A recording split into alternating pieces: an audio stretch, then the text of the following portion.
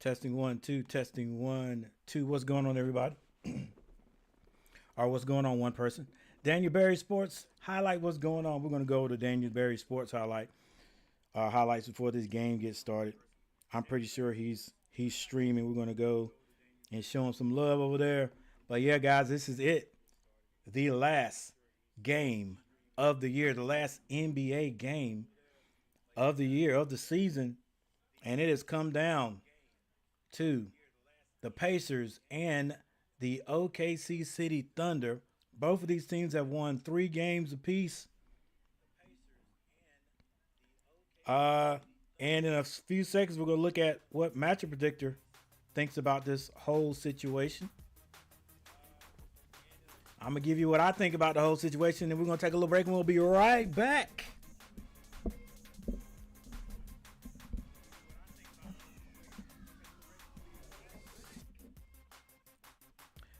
By the way, I'm Coach Gary. Thank you guys for hanging out with me. Those of you who will be hanging out with me, I do appreciate each and every one that's going to come in. Make sure you hit that like button as you come in. So let's go ahead and take a look. Before this thing gets started,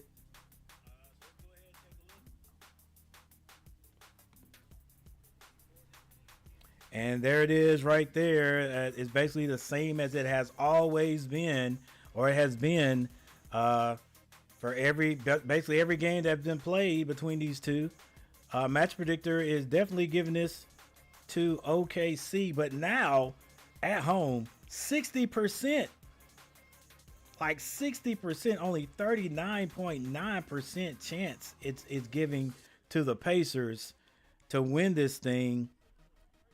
And here are all the matchups since then. That first game right there, a lot of people thought it was a fluke. Thunder should have won that. They had it just, it looked easily had it, and then they started playing not to lose instead of playing to win. End up losing that by 1 point. This series should have been over, basically, or could have been over. Then they came back the next game and showed why they had the best record in the West. Heck, in the NBA, winning pretty darn big and convincing. And then just like that, the Pacers went back home and said, we're going to take this next one. And they went up 2-1. But like one of the commentators has said, the Thunder have never lost 2 games in a row this season. They hadn't lost 2 games in a row this season, so they came back and won 111-104. Tying this series up. So the next game had big implications, and the Thunder says, hey, this is why we are who we are. This is why who we are, okay? This is why people fear us. This is why we have the best record. They win 109-120 in a game where I don't even think the Pacers even had to put a scare into the Thunder. But then we had to go back to Indiana. And in the last game, the Pacers says, hey, we're not here just to be here. We deserve to be here. And they spanked the Thunder 91-108. Come on. With all that said, we got this last game, game 7. And like I said, I was going to tell you what I think about the whole situation. Um, Thunder fans, I don't know. I just feel like I feel like there might be an upset tonight. I could be wrong. I could be wrong. I just feel as though we might be getting ready to witness an upset.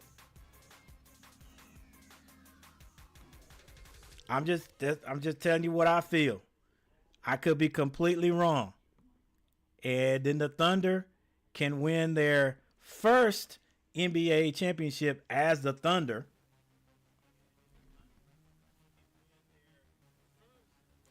Their second, if you're talking about them when they were the Supersonics in 1979, when I cared a little bit about. I didn't really care about NBA basketball. I still don't really care about NBA basketball. I just have a team, a home team to cheer for. You know what I'm saying? If it wasn't for that, I don't think I would be cheering now. I wouldn't even be watching it really now. You know, only reason why I really started watching it is because of Michael Jordan. I'm a Carolina fan of Michael Jordan. For go, you know, he ended the draft early his junior year, and I followed him. I was never a Bulls fan. I just wanted the Bulls to win because Michael Jordan was playing. That's it. That's one reason why I watched it. That's one reason why I watched basketball. I didn't watch any other team. You know, if I did, it was just I was at someone's house and they were watching a team, or the Bulls were playing a team, or basketball was on and I'll just watch it. That was NBA basketball. Now college basketball is a different thing. But yeah. So back in '79, when I was 14 years old, I didn't care too much about basketball. But that's when the Supersonics won there. One and only. All right. Tonight, if Indiana wins, it'll be their first. Their first. They got close. They got close with Reggie Miller. Now, during that time, I was watching basketball. I wouldn't say real tough, but you know, more than back then. But yeah. So I don't know, guys. I just gotta. I have a funny feeling we might be watching an upset. You got the Indiana Pacers, who have never won a championship before. Doesn't matter if they're playing in OKC. If you ask me, these guys are going to come out and give everything they got. They've got Haliburton. I guarantee you we're going to see more offense from him. You got Pascal Siakam, who flies under the radar, but one of the best talents on the court. You got the bench coming off doing what they do. Obi Toppin, McConnell. I mean, and Mathurin is due for a good game. He's due for a good game. My boy Nimhard, Neesmith. I just feel as though there may be an upset. I could be wrong. Okay, I could be wrong. On the other side, you got the best athletes. They got the better athletes. You know, I think they've got the better overall talent with Shea Gilgeous, and Williams is making a daggone a great portfolio for himself, just in case OKC does something stupid like a lot of franchises do and decide, you know what, we're going to get rid of him. We're going to trade him and try to get some other guys to play with. Shea Gilgeous, that would be stupid. That would be stupid. But he's making his portfolio. So if he does decide to leave, you know, when his contract or whatever is up, he's going to get paid. Yeah, he's going to get paid. He's going to get paid. So, yeah, so, hey, that's what I think, guys. We're about to see what's getting ready to happen. All right, so again, thank you for everyone that's stopping by, that's going to hang out with us tonight. I appreciate it. Let's get this shindig underway. And I'll see you guys in just a second. Thanks for the 2 votes. I appreciate it.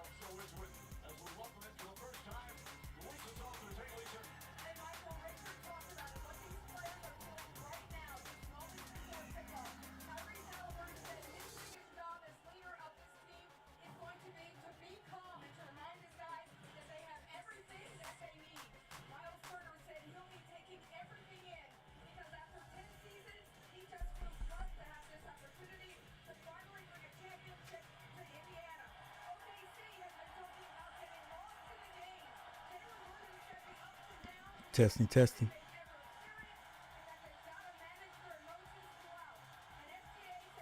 Testing, testing.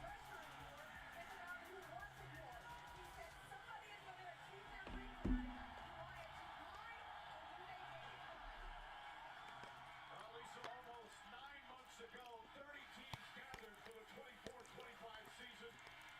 Only 2 remain, and tonight we finally decide a champion.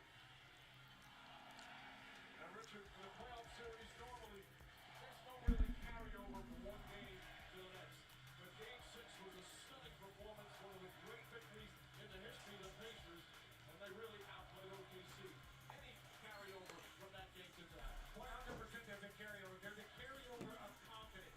If we can win by 30 on our home court, we can win by 1 point here in this building. It's up to OKC. Always in games like this, it'll be fascinating to see who puts their fingerprints on this game and on NBA history. Now, what a gift for the NBA fan, although it's been torture for both the fans of the Pacers and the Thunder at times.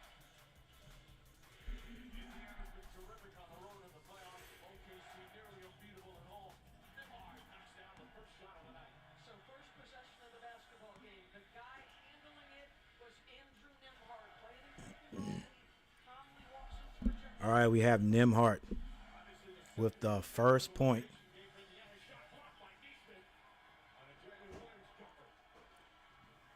Jalen Williams to his favorite side, which is the left. He misses. Haliburton shoots a quick 3. He's fouled on the play. So obviously Tyrese Haliburton still dealing with that calf strain. So first play is pick and roll action between Nemhard and Turner. He just gets right to the sweet spot of his mid-range. Dort could get in foul trouble. And there's the biggest shooting guard in the NBA. Miles Turner once again with a 3. He misses this time. Shai Gilgeous at the other end gets to the elbow. The jumper is good.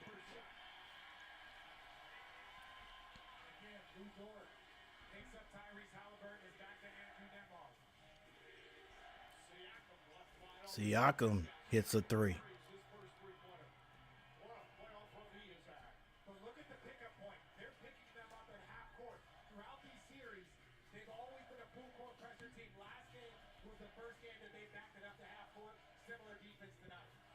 Williams loves that left side, trying to get to the left.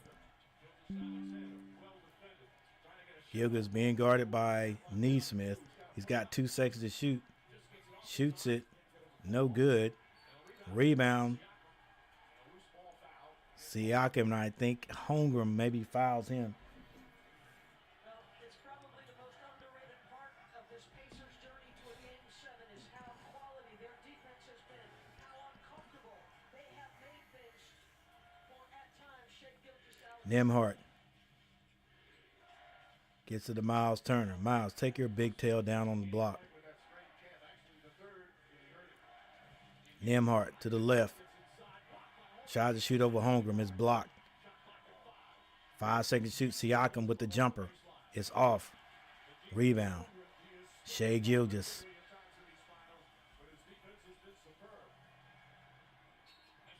Goes down the lane. He's fouled.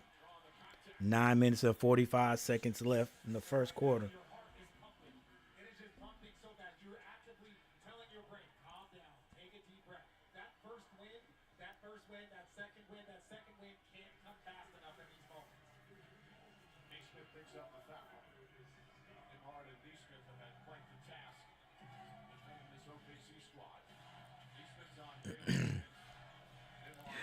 A lot of people are like, Coach, why are you even streaming when YouTube is streaming the actual game? You're not going to get any views. You're probably right, but we're still on tonight. This is Haliburton to the left. It's blocked. Holmgren with the rebound.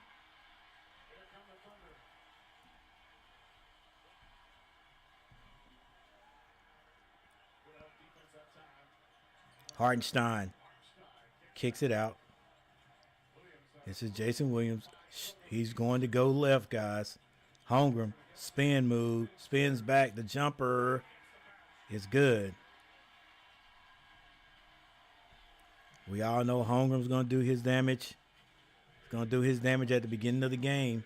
And he's going to go quiet in the second half. So whatever points you get out of him, be happy. Skip pass to Miles Turner. Miles Turner goes to the basket, kicks it out. Haliburton wide open for 3. He hits it. Haliburton only had to play 23 minutes in Game 6 because of the blowout, the way it was. So this cap is a little tight, a little sore. Last game of the season, no need to hold anything back. Holmgren is turned away. Gets that to Williams. Williams going to his left like he usually does. Throws it up with his right, misses it. They are trying to make him go to his left. Haliburton with another 3. This is one of those moments if you're OKC, okay, what do we want to do? What shot do we want to get? How do we want to attack them? Einstein, backdoor for Lou Dort. Dort with the reverse layup. That's good.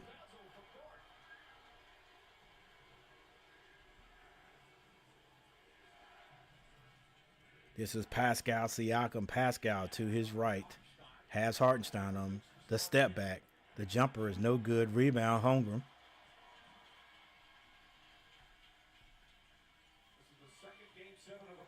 Shai Gilgeous gets open. Goes to the basket. And a very late whistle is called. Nice little split of the double team by Shai Gilgeous. He gets all the way to the basket, and there was a late whistle blown.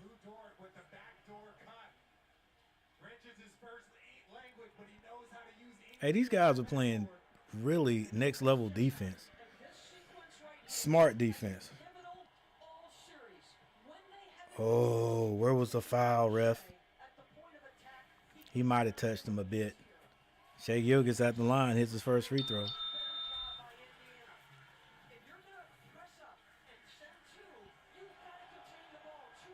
Hey, he probably got him on the leg, on the knee.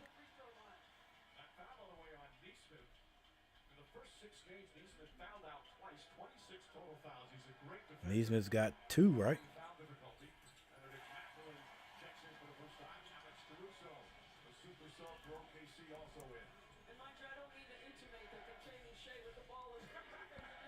Nembhard brings it down, gets it to Miles Turner. Miles Turner setting screens up top. Now he dives to the basket. Should have got that rebound. But Mathurin gets it. Haliburton another 3. Hits another 3. You better get on that guy. And OKC has a call a timeout. I told you this is the last game of the season. You're going to see more offense from Haliburton. This is it. All right, guys, there it is. 14-10, 14-10.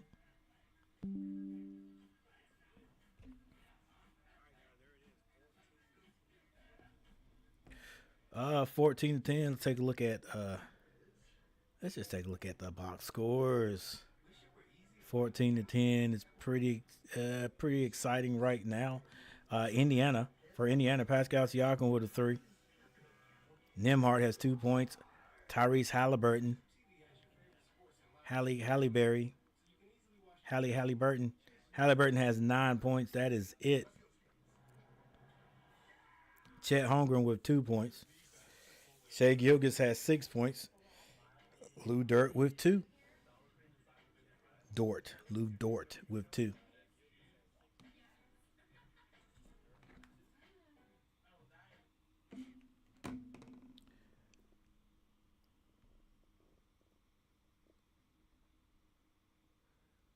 All right, we have a couple of votes already. Just a couple. The last game, the last NBA game this season. Which team are you with? Which team are you with? I'm pretty sure. I hadn't even looked at the actual stat, but I'm pretty sure most people are with the Pacers. No, no, no, no. Okay, we got 50% with the Pacers, and one person says, I just want to see a good game.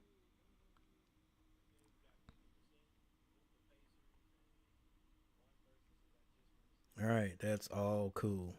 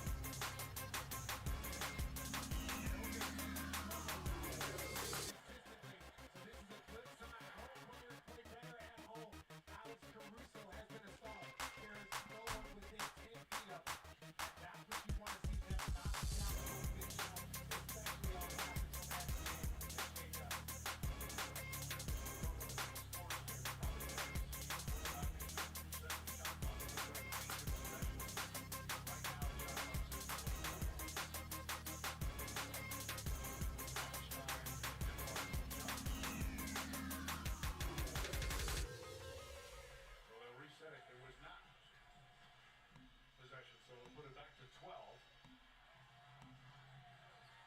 Awkward toss. They're going to do it again. Don't see that very often. No, we saw a foul on a jump ball yes, earlier in this series. So An official also get clobbered. Well, Jalen Williams is saying that Nembhard grabbed his wrist. I don't think that's what the officials are discussing. So they'll do it again. It's not the easiest thing. It might seem easy. Looking at the toss. Players supposed to wait till the ball reaches apex, then trigger if it does not happen. Elgin came out. The shot clock already down to 8. They agreed SGA at half court. Gets down Turner. Kicks out Caruso. It's another good look from 3.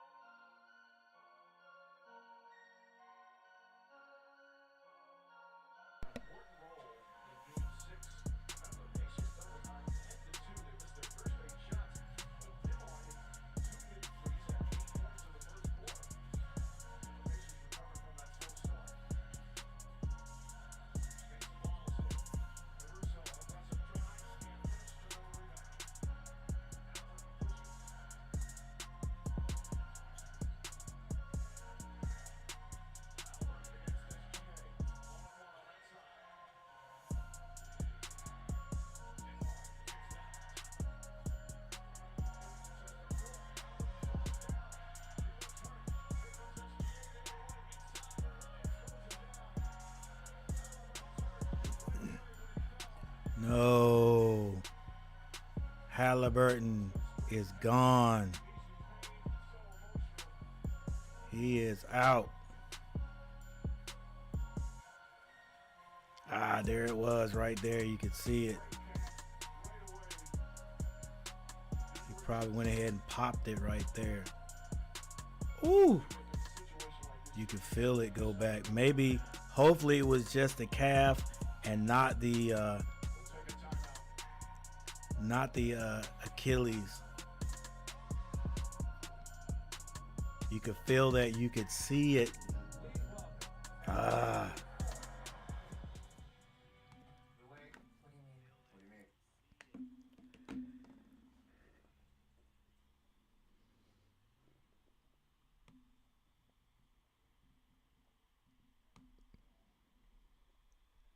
Hopefully, I know they're gonna show it again, and if you look closely, if they show it again, you'll see where whatever happened. I don't know if this is his calf that went ahead and popped. I hope it was just the calf and not the Achilles. But you'll be able to see where when he puts a little pressure on pushing off of it, you could see that leg give just like an inch or half an inch, and he went down immediately. So hopefully, and it was like a little, I don't want to say pop, but that's what it looked like. I hope it's more the calf instead of the Achilles, right? I mean, if he tore calf muscle, he may have to have surgery.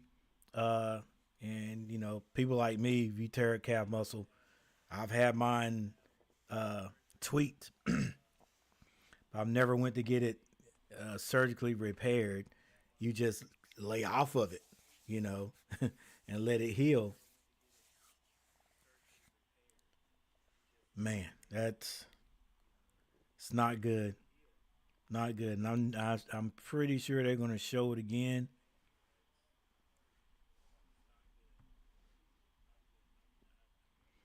And then after they see it, they'll probably not show it after that again.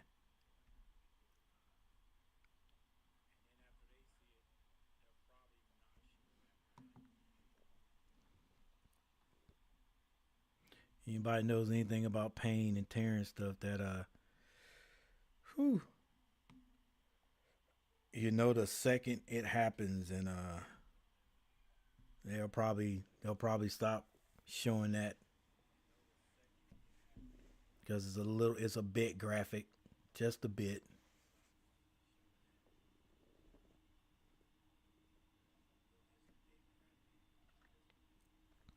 All right, that's the one thing I was hoping that didn't happen. I was hoping that nobody, especially none of the, well, yeah, hoping no one got hurt. All right, hoping no one got hurt, because now you got to believe that it's going to be really hard. On the same court, They're going to show it again.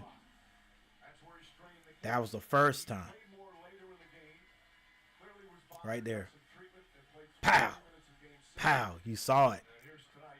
Ah, Right away, ooh, he talked about the gosh, you saw that, bro. Like, don't show that no more. he knew the risk, but it meant so Don't show it no more. be out there with his teammates. All right, McConnell, No way he wasn't the microwave off the bench, just got to come out and do his thing. well and helped inspire the team to that game 6 victory.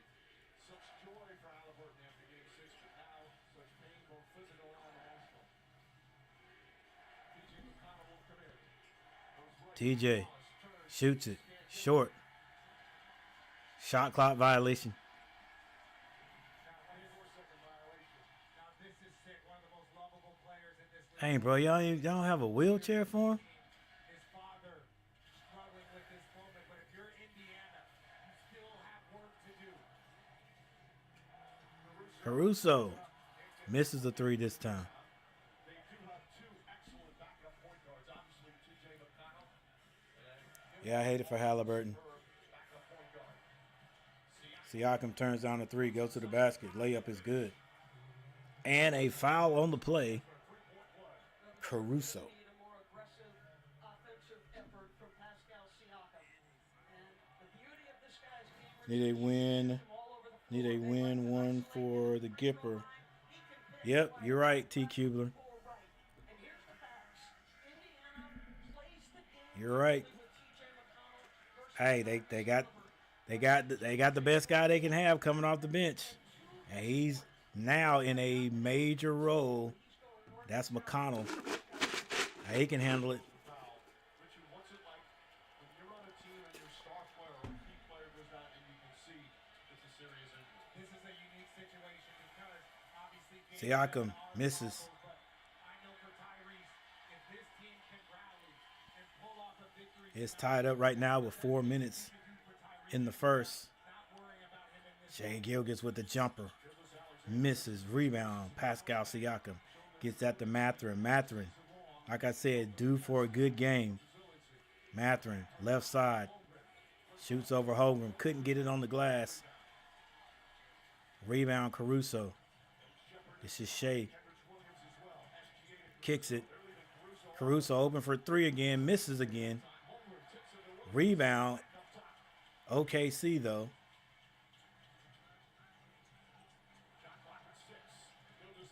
Gilgeous gets into the paint. The jumper is good. Holmgren has been a dominant person at the rim and then gets him an extra possession on that one. Obi topping off the glass. Can't hit it. Rebound Holmgren. This is SGA in the middle of the court.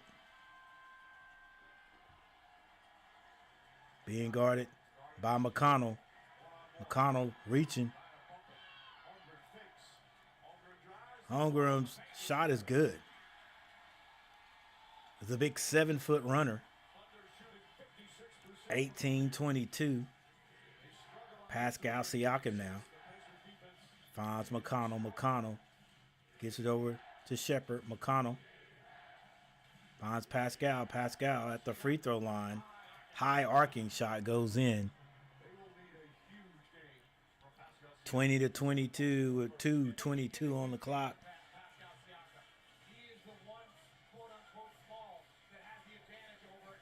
Caruso finds that, gives out to Holmgren. Holmgren way out. Now he goes back to the block. This is SGA with the ball. Still dribbling. Mathurin stands still, hands straight up.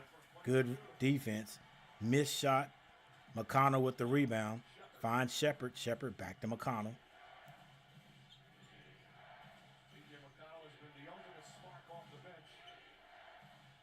McConnell. Skip pass and stolen by Caruso. Caruso had about 2 or 3 of those in that last win that OKC had.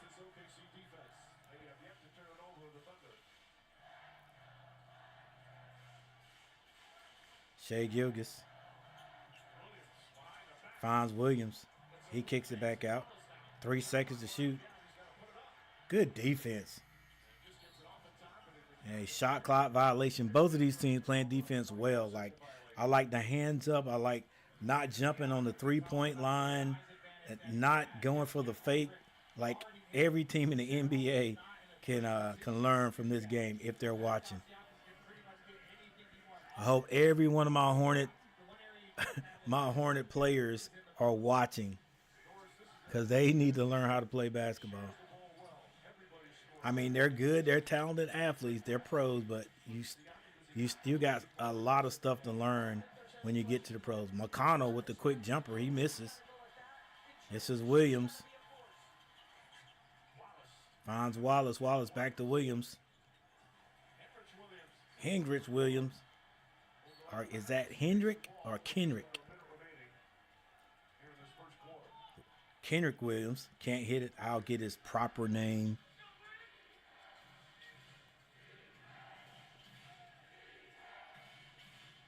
(22-24), or it soon will be.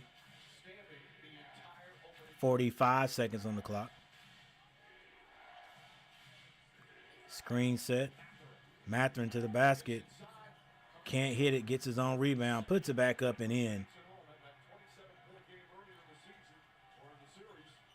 This is Wiggins.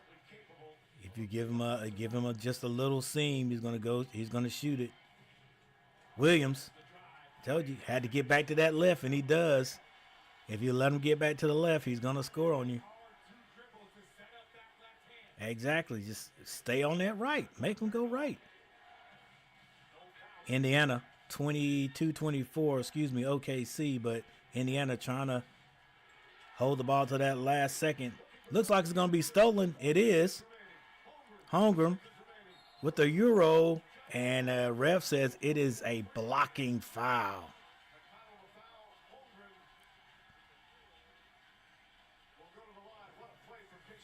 Make no mistake, Casey Wallace knows containing TJ is a big part of the evening. Get down to the stance, one-on-one defense, force a turnover, and get your team out. That's going to put Holmgren on the line Done pressure up top. with 1.3 seconds left. Holmgren misses the free throw. Jason Wallen is grabbing his wrist. TJ's looking at the ref, and you can see him grabbing his wrist like, are you going to let him do that? That's preventing him from handling the ball. And then when he tried to put it down, that's when Jason Wallace was able to get the steal. But that was literally in front of the referee because it was right in front of us. Wallace upset with something. The 21. All right, we got 4 votes. 4 votes. Thank you guys for voting. And Holmgren hits the free throw.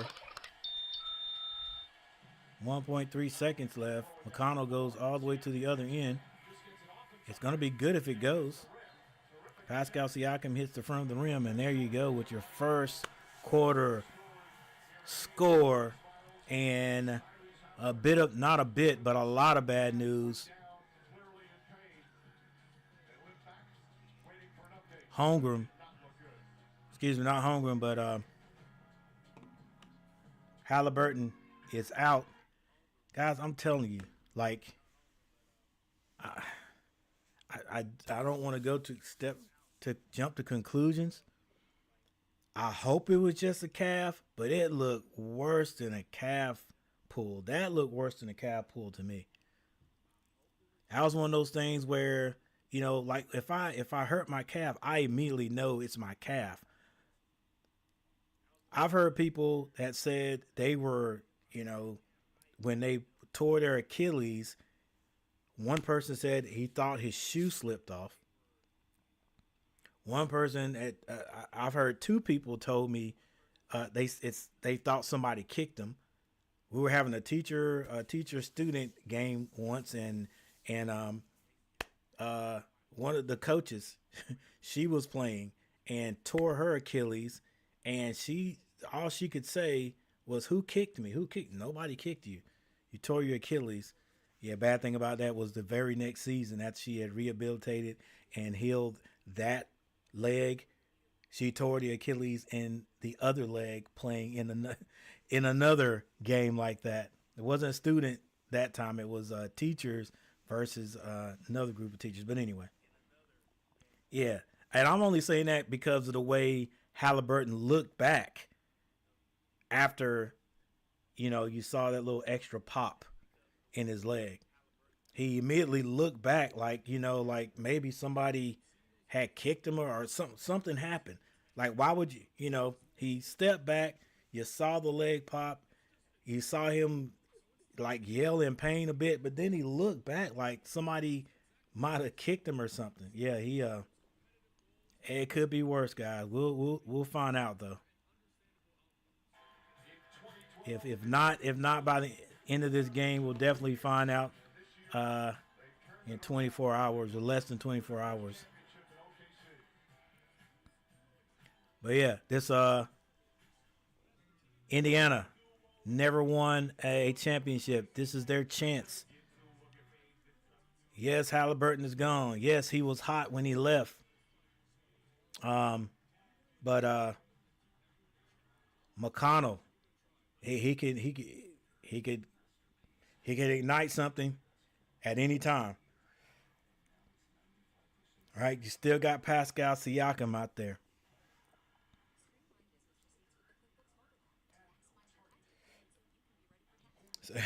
And he's going to have a good game. All right, he's going to have a good game. Nimhart. Nimhart's been playing well. He's got to have a good game. And then McConnell or one of those guys off the bench, Obi Toppin, somebody else gonna have to have a good game.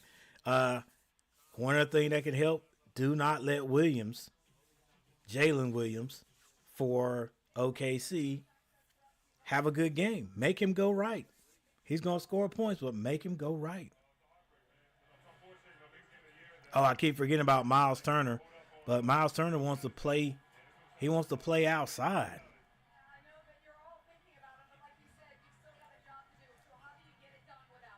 Mathurin shoots a three. Mathurin hits a three.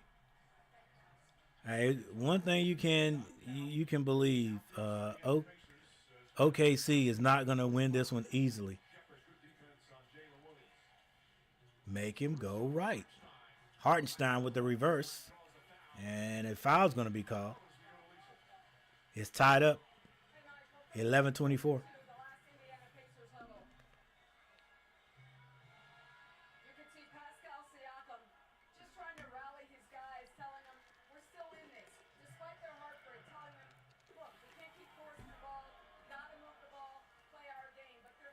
Hartenstein misses a free throw. Getting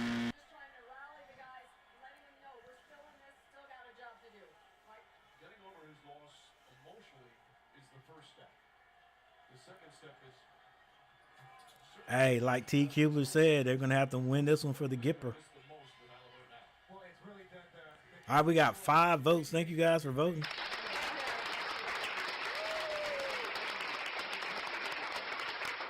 I would appreciate it if you hit that like button like we're hitting the votes.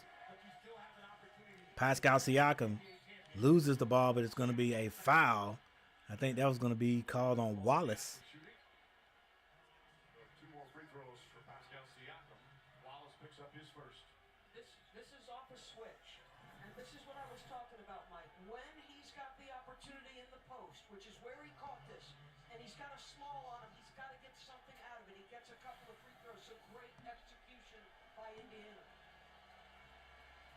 Siakam had 16 points, 13 rebounds in Game 6. He's so steady, so reliable. As it's time for Try It Free Throws with YouTube TV. Scan the QR code to unlock your 5-day free trial and get your favorite sports and live TV in one app. He has turned into a spectacular. The NBA season is just about to be over, but the Summer League is about to start. Definitely, I love streaming that, so you guys stay tuned. Hang out with me for those games, especially when my Hornets are playing. Heck, only when my Hornets are playing. Williams with the 3, can't hit it. Still rebound by OKC.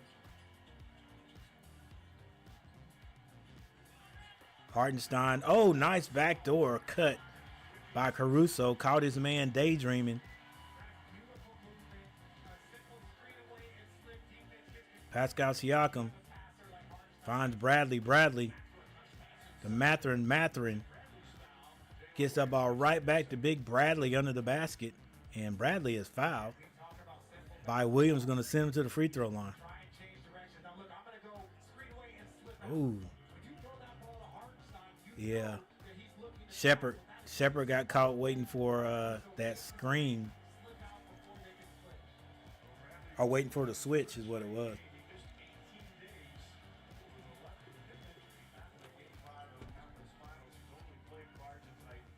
Big Bradley at the line, hits his first free throw. Let's go, UNC.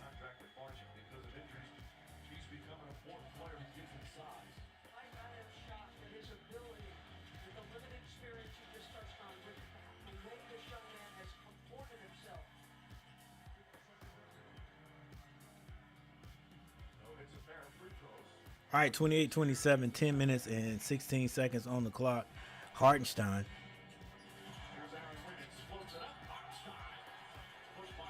Ah, come on. All right, we're going to have a little echo on the stream here for a minute until. All right, I think we're good now.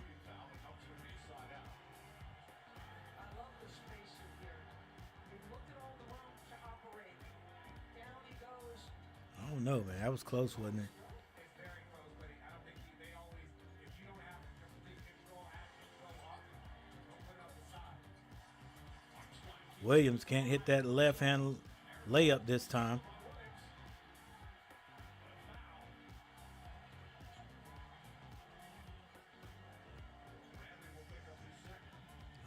It's going to end up OKC ball.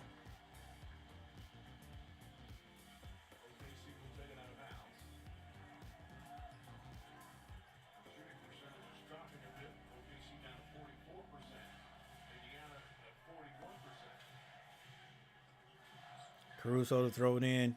He finds Wallace. I think this is Wallace. Williams bounce pass to Hartenstein. The layup is good. Beautiful bounce pass from Williams.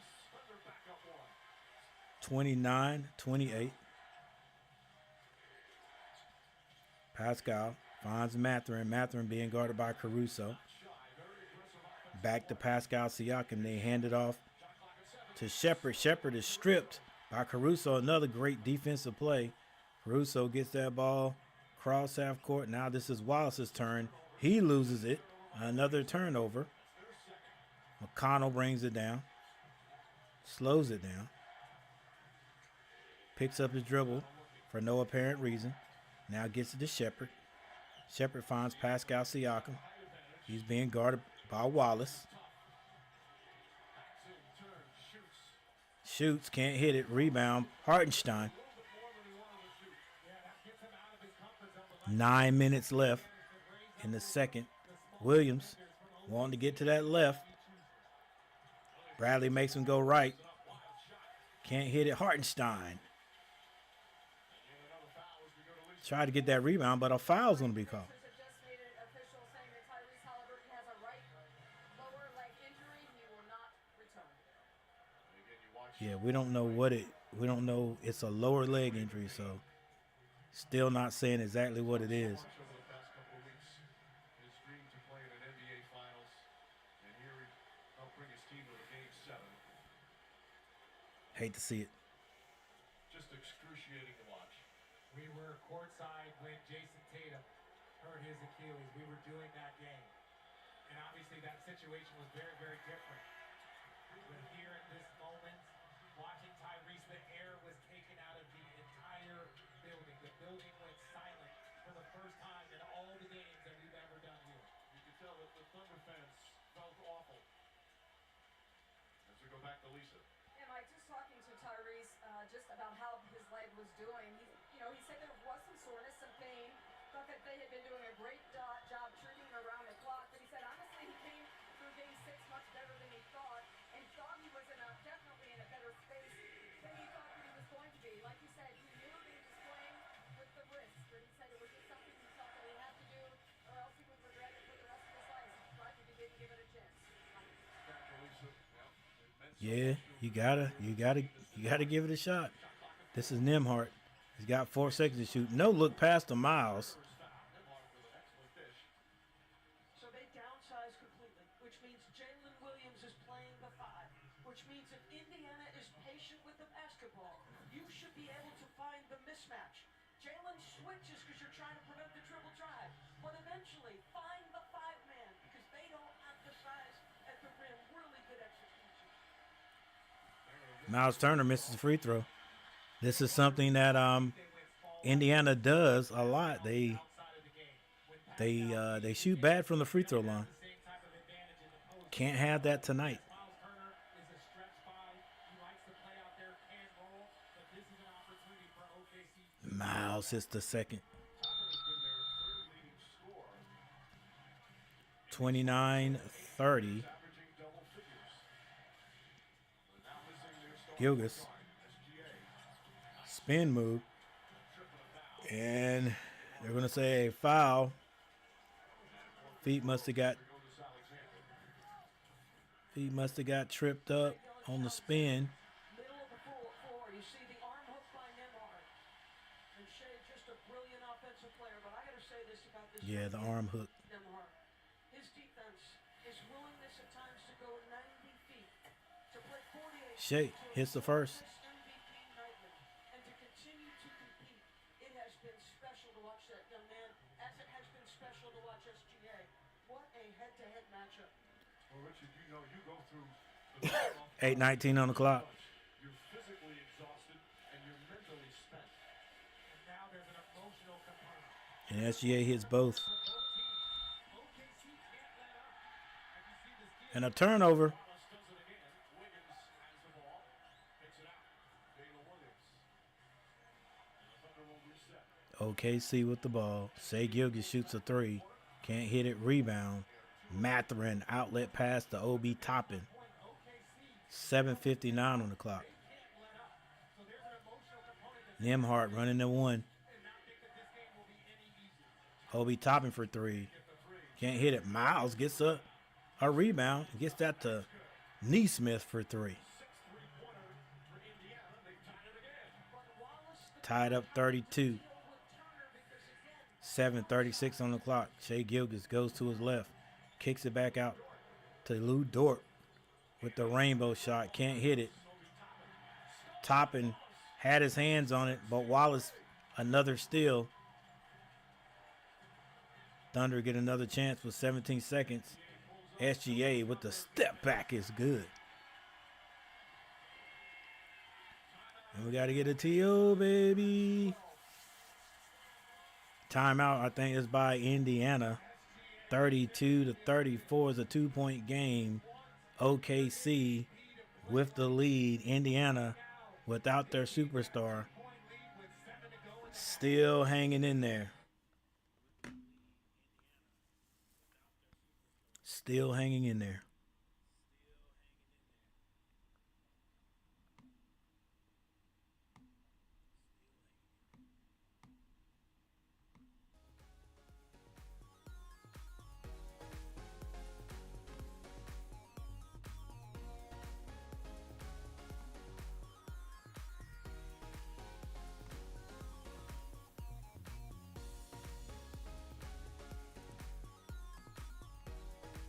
Our score is 32-34. OKC with the lead.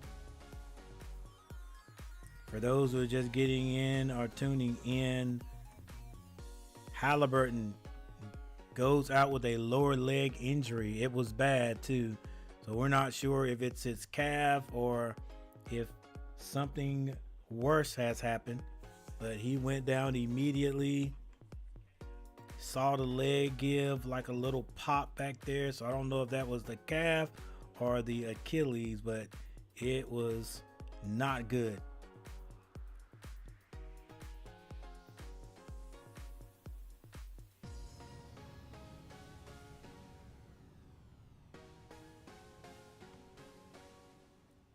All right, Pascal Siakam now with 8 points. Neesmith has 3. Miles Turner with 1 point. Nembhard has 4. And Therese Haliburton no longer in the game, 9 points. The bench has scored 7 points. That's 2 by Bradley. And Mathurin has 5. No points yet by Obi Toppin or TJ McConnell. For OKC, Chet Holmgren 5 points. Jay Williams 5 points. Hartenstein has 2. Shai Gilgeous-Alexander with 12 points. Lou Dort has 2. And the bench has scored 8, but all of those were by Alex Caruso.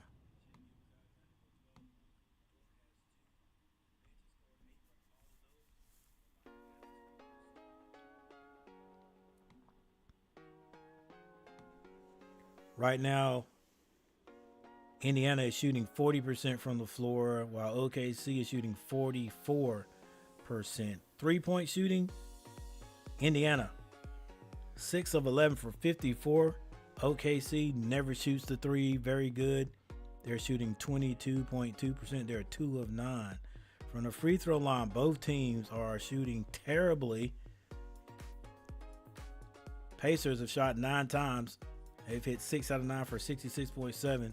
OKC shot 10 times. They are 6 of 10 for 60%. Both teams have 14 rebounds and 8 assists. OKC has stolen the ball 6 times to 1. They've blocked the ball 2 to 1. And Indiana has turned the ball over 7 times. They're back to their old turning the ball over trick.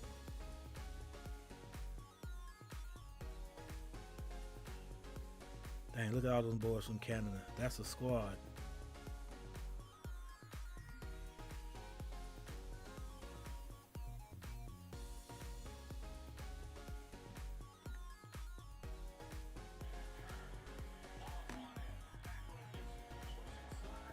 Mathurin with the layup on the left side, couldn't hit it.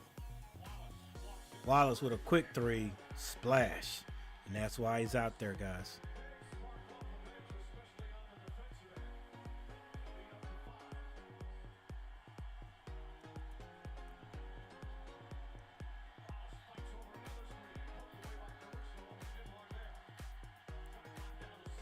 Nembhard taking his time, goes in to Miles Turner. Miles Turner is fouled. Wallace has been on the floor some. Point of attack, pressure defense. This time he's just going to walk into a three. Shea patiently waiting for him to line up. He doesn't have to dribble. It's just catch and shoot in rhythm.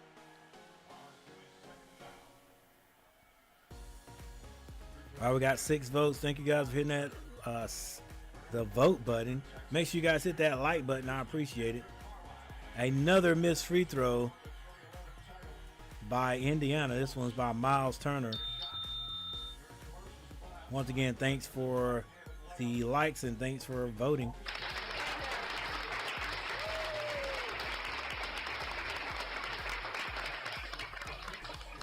Indiana have a chance. They better hit these free throws. And he misses both. That ball is saved by Indiana. Here's McConnell. McConnell at the elbow. Can't hit it. SGA with the rebound. Slows it up. Wallace, another three.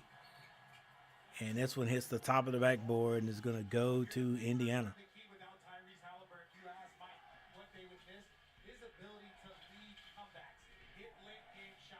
Without Tyrese, you have to keep it an 8-point game, a 10-point game. They've been down big in this postseason. 6 minutes left on the clock. 6 minutes before intermission, guys. TJ McConnell. Tries to go by Shea Gilgeous. Gets down amongst the trees. He's only 6'1". Still finds a way to score.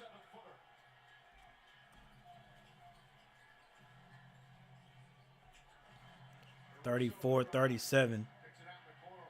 Holmgren for three. Holmgren can't hit it. Rebound. Neesmith. Neesmith gets it over to McConnell. McConnell finds Nembhard. Nembhard to the basket. Off the glass is good. And just like that, it's back to a 1-point game. Their resilience is absolutely incredible. You've got to sustain the emotional loss of your leader. And then next man up is TJ McConnell. Go, TJ, go.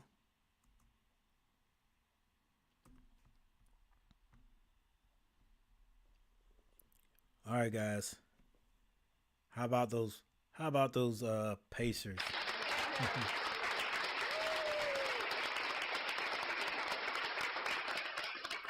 So we have another timeout.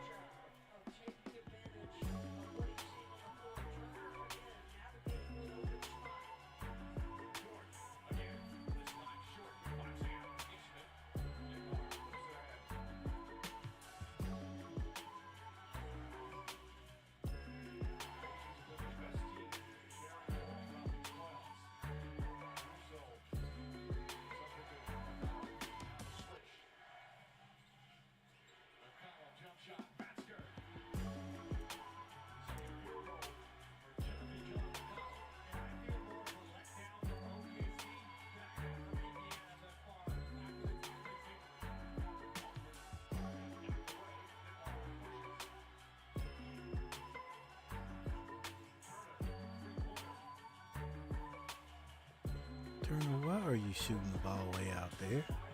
Dang.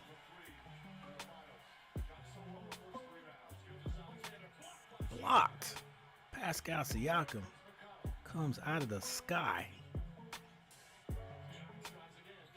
Oh, that's going to be out.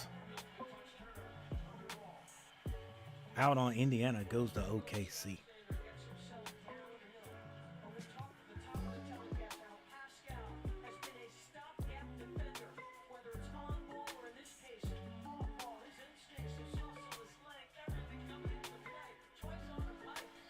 I know Miles Turner is a stretch 5, if you want to say that.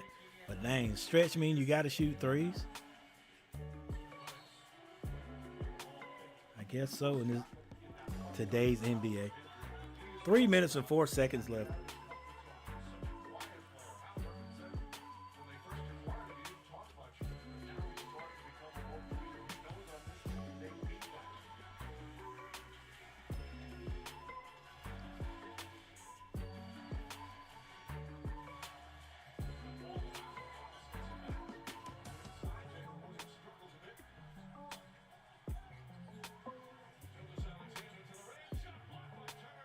Oh, they're going to call that a goaltend?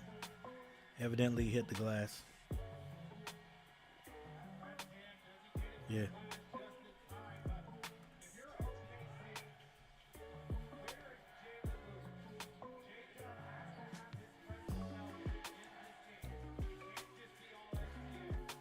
Nimhard's jumper, no good.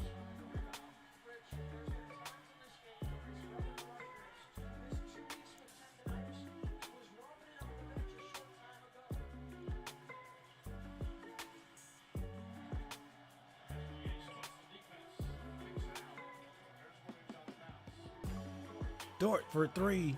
Misses everything.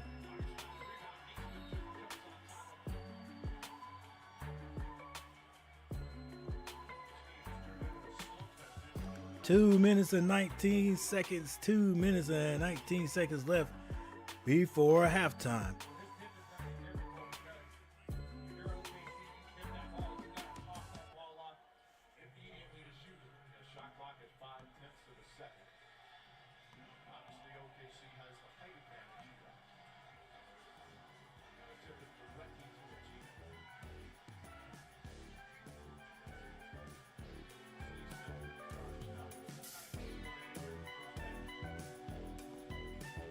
That ball is knocked out of bounds by Hartenstein. Not tipping it to necessarily anyone. Indiana. 2 minutes and 17 seconds.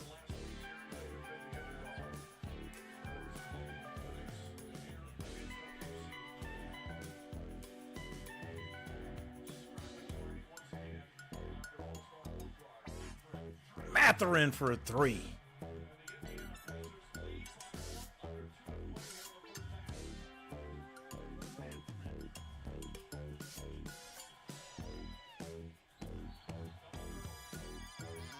And a turnover by OKC. Those big guys out there trying to handle the ball.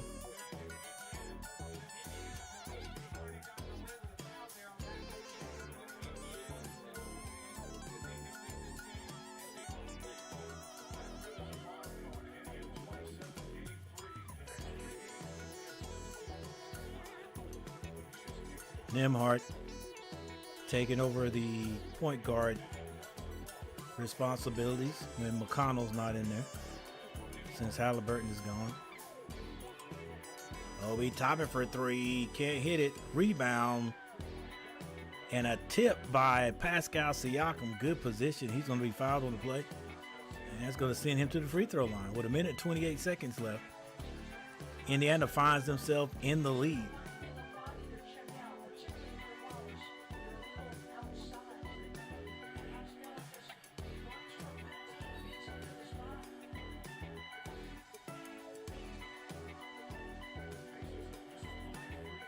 Can they hit the free throws, though? That's the question. Pascal hits the first.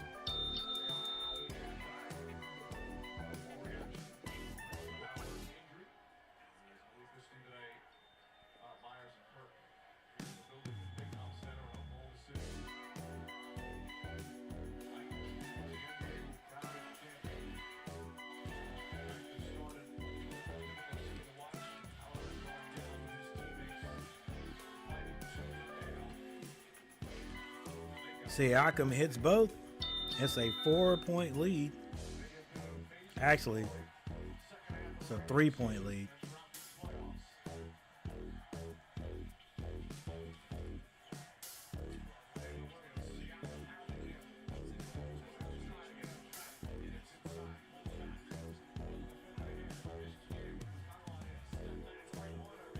SGA's 3 is no good. Pascal with the rebound.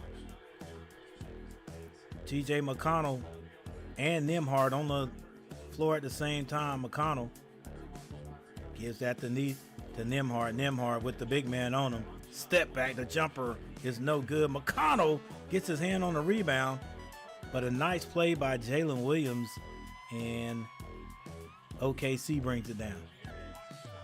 Hartenstein to the basket, foul, and a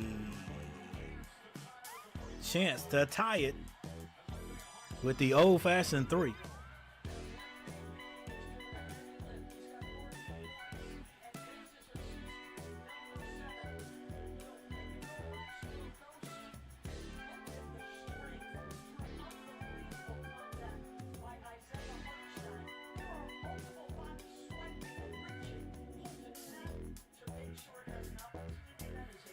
First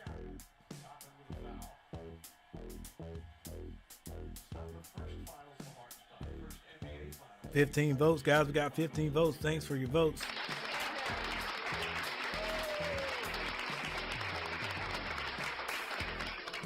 As Hartenstein ties it up, 39 seconds. Oh, Mather is going to be called for the foul on Dort.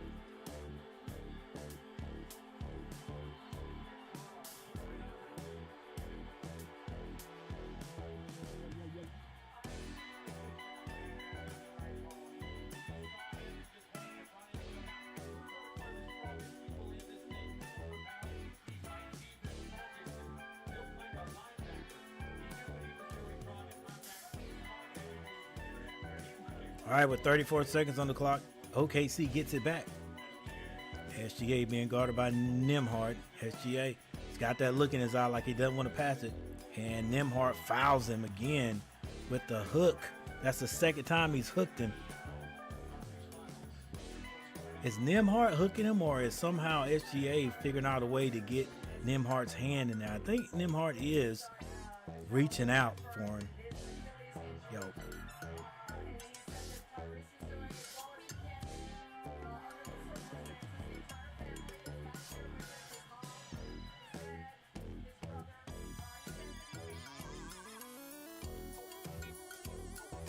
Come on now.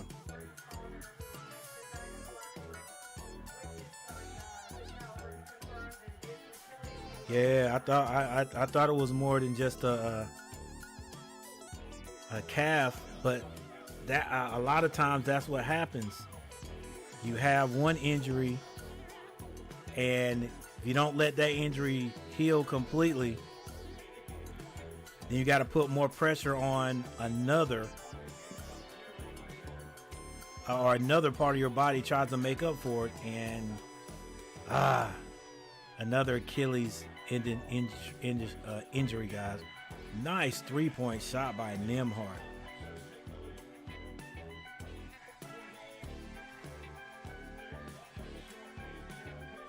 And the Pacers walk off at halftime with the lead.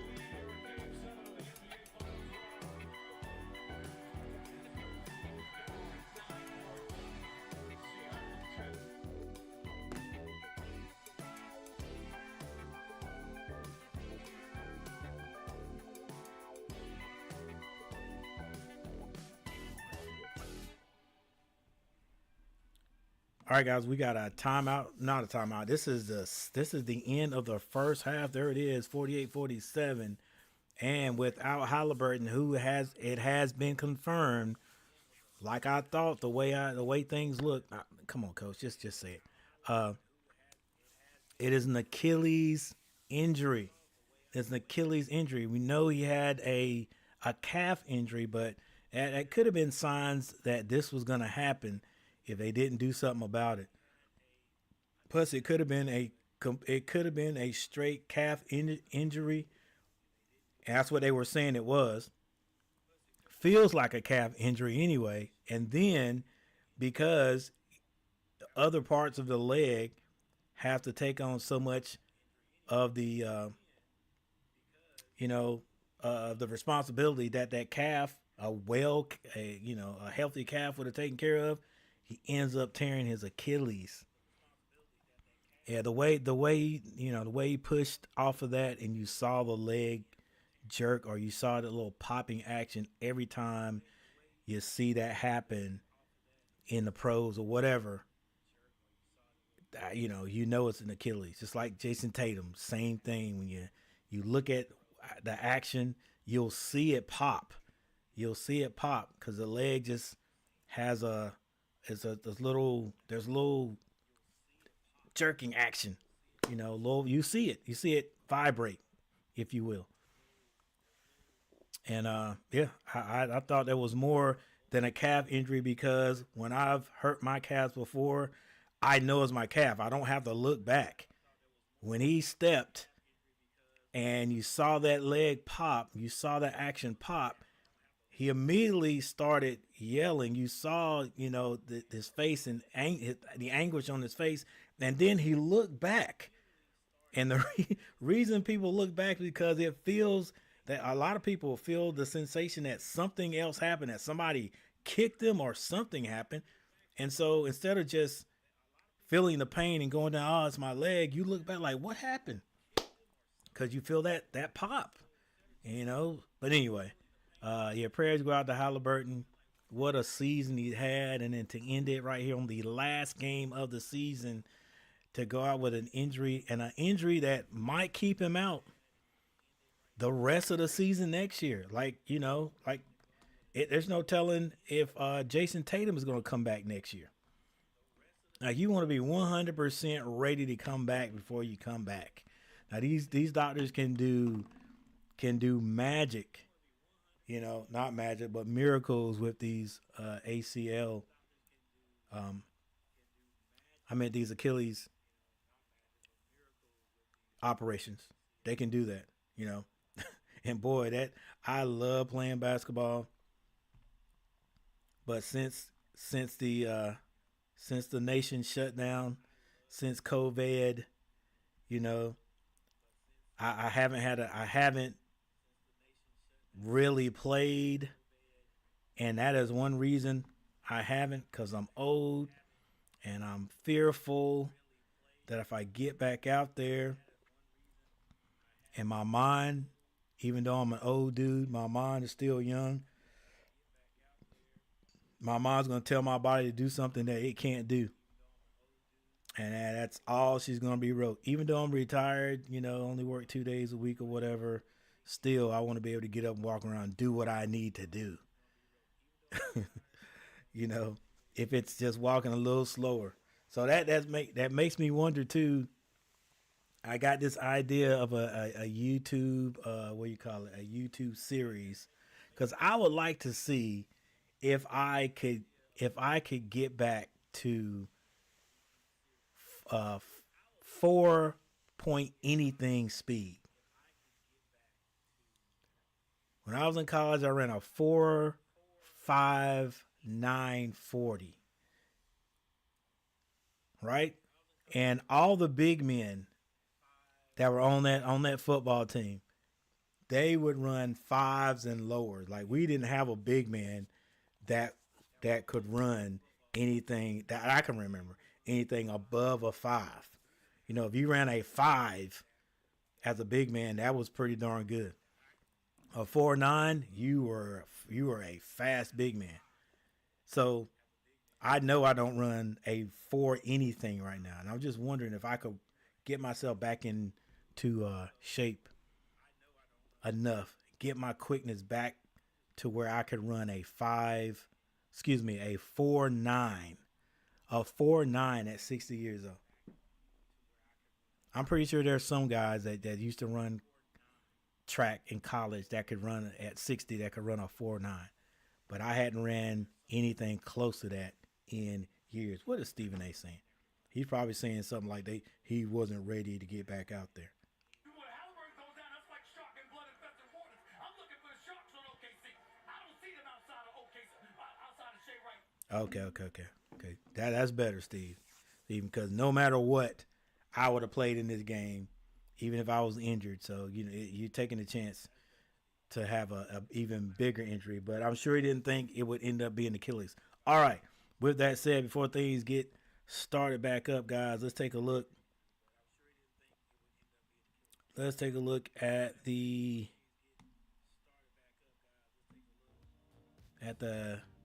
scores and the team stats.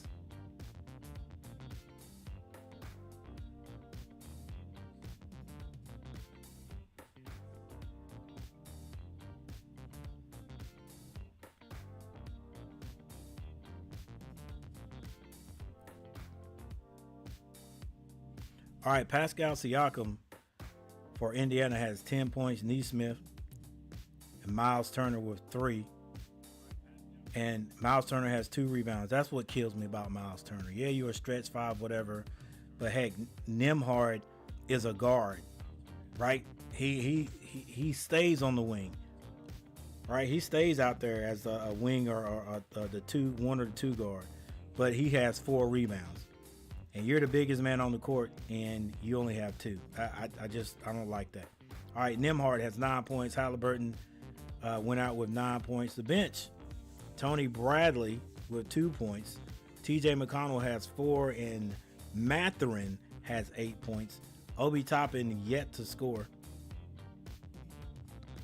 Yeah, when the smallest guy on the court, T.J. McConnell has 3 rebounds. Miles Turner, and you only have 2. Get out of here, bro. That's why I want anyone who continues to talk about us trying to get Miles Turner in Charlotte. Be quiet before the Hornets really pursue it. Chet Holmgren, Jalen Williams, and Hartenstein, and also Lou Dort all have 5 points. Shai Gilgeous-Alexander with 16. The bench has scored 11 points. 8 of those from Alex Caruso and Kason Wallace with a 3.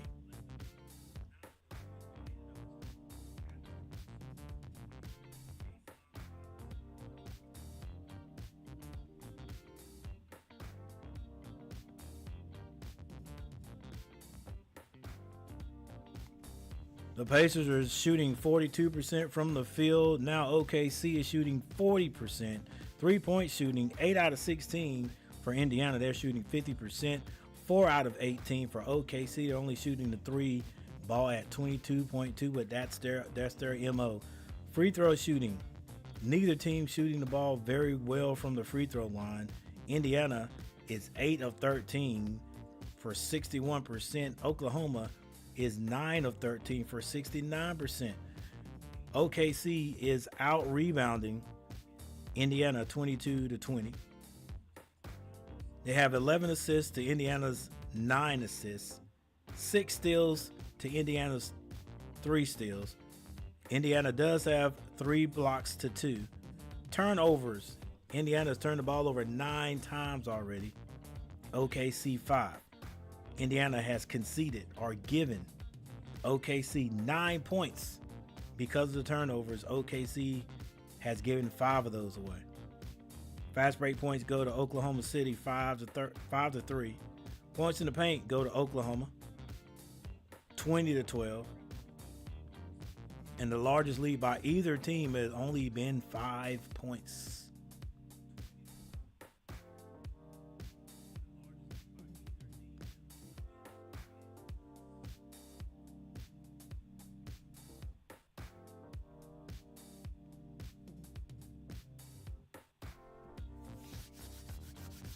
All right, guys. First of all, thanks for hanging out with me, and everyone who's hanging out with me. Hopefully you guys have hit the like button, and let's see how many likes we got. 8 likes. I appreciate that, guys. Appreciate it.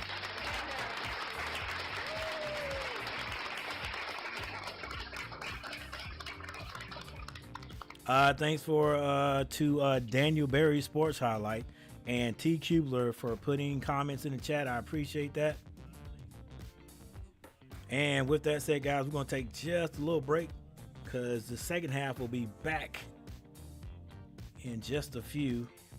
And I'll leave you guys with this shot right here. We'll be right back.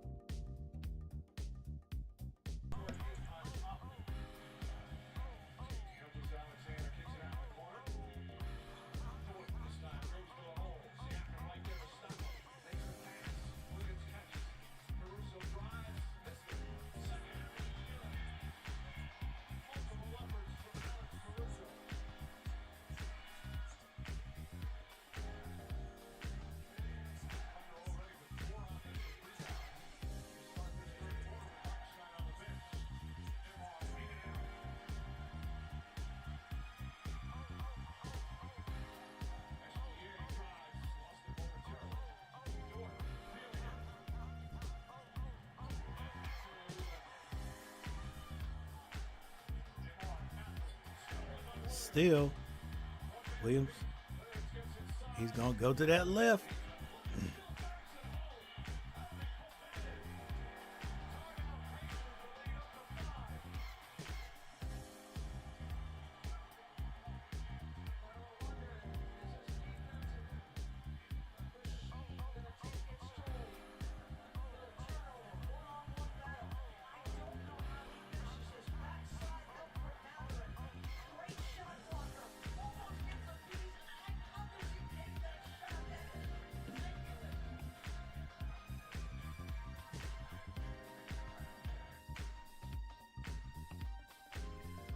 All right, guys.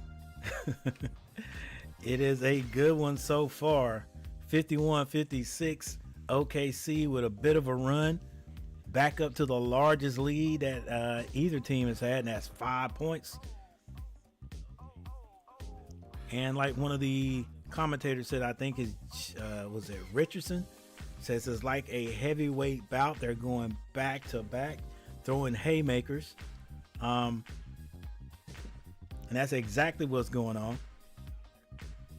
What's up, the Jay Jordan? Thank you for stopping by, sir. The Jay Jordan in the house. Guys, you want to listen? I'm going to tell you this. Let me go back to the next first screen and tell you this. If you want to be motivated to work out, if you want someone to work out with you or someone to work out with every day, I'm talking every day. You guys need to go see my guy, the Jay Jordan, every morning. There he is right there in the chat, the Jay Jordan. Go check out his channel. I'm trying to be like him when I grow up. The Jay Jordan, this dude's going to have a workout for you every day. You know, it tells you to drink that water, be careful. But hey, if you want to get on time and work out with someone who's always going to be workout, somebody you can relate to, go check out Jay Jordan, the Jay Jordan, because this dude is doing some kind of physical activity every day.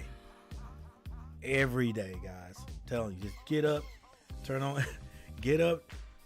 on your YouTube, go to his channel, he's gonna have something for you. All right, guys. Timeout by Rick Carlisle and the Pacers. They're down by 5.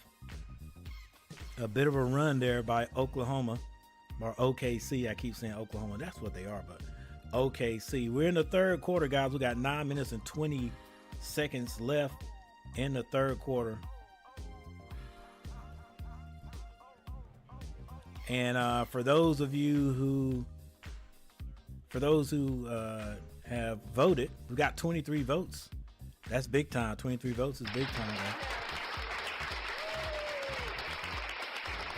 All right. The other thing that's big time is we got 9 likes. Thank you guys for hitting that like button. I appreciate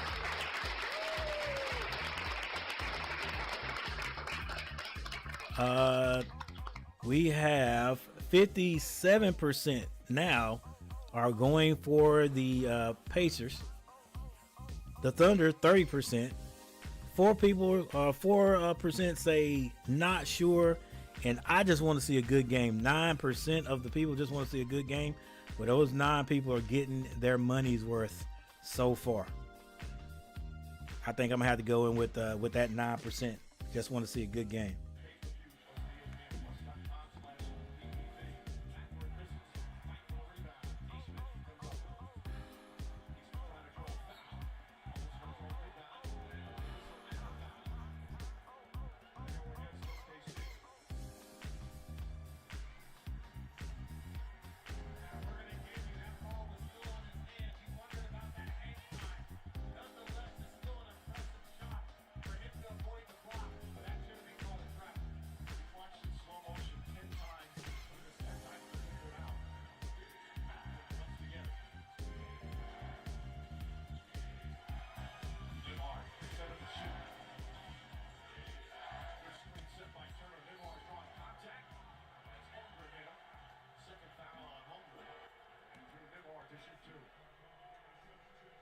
All right, Nembhard strong to the basket. He's fouled, and he'll go to the free throw line. He's got the big on him. He's thinking score with contact. And one thing the Pacers Nimhart on the free throw line hits the first. Advantage off turnovers. Rick Carlisle said specifically, tonight is about basics, and the possession game means everything. Turnovers, rebounds, smart decisions. They've got to make sure their spacing is right. Right now, 11 turnovers for Indiana. As T.J. McConnell will get extra minutes tonight with Haliburton done with the Achilles injury. Nimhart hits a pair. Second pacer in double figures. He's got 11. But also, DB, at this point in time, Oklahoma City has 10 more field 53-56. We got 8 minutes and 48 seconds left in the third. Strong drive to the left, as usual, by Williams. He can't hit it this time. Nimhart. No pass yet. Finally gets it to Turner. Turner shoots another three. Hits this one. Hey, that's why he's out there. But, yeah, y'all can have that. You can have that out there, tell you that. 10 of 20 from three-point range. SGA gets it right back. That's why they're saying it's a heavyweight bout, because when one team does something, the other team comes right back. And we're going to get it right back. McConnell still looking for someone to pass the ball to. Dort all over him. That ball's going to be knocked away as a steal. Dort has that one knocked out of bounds by Turner. Looks like he was trying to bounce past that and leave it for a homegrown. Well, Ludor did do a very good job. He tries to drop it late, but that pass doesn't get back to Chet Holmgren, and that's great defense there by Miles Turner. That's that 7'4" wingspan. Shea Gilgeous had to kick that to Chet Holmgren for a three. He hits it.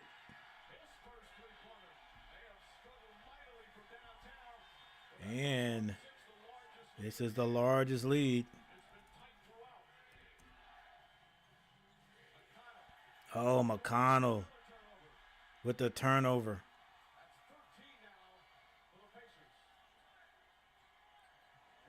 If they score on this one, that'll be another point off a turnover.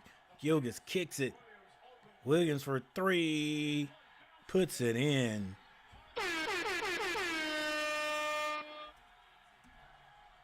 And there's the largest lead of the game by either side, but this one happens to be by OKC. 56-65. We got 7 minutes and 13 seconds left in the third.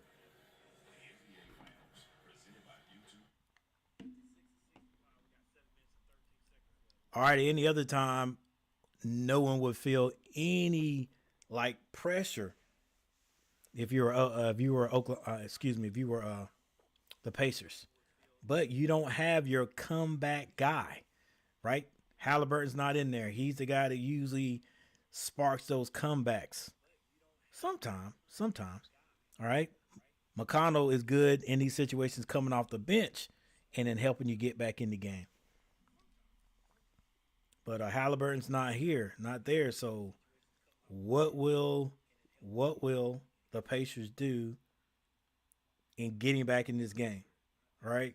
Because they're now down by 9, the largest lead of the game. Can they come back? As it's not a huge lead. It's not a huge lead. And all these guys that are playing for the Pacers are used to coming back, used to making these runs. But can they make it without Haliburton? It remains to be seen. And I think they can.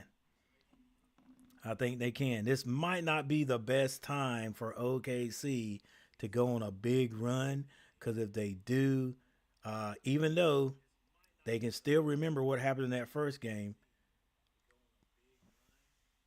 the Pacers might be able to come back. But you keep forgetting, I keep forgetting, Haliburton's not in there. They need their big time player. They need that big time player. But yeah, Carlisle, I think it was a great job calling this timeout. Definitely had to call this timeout.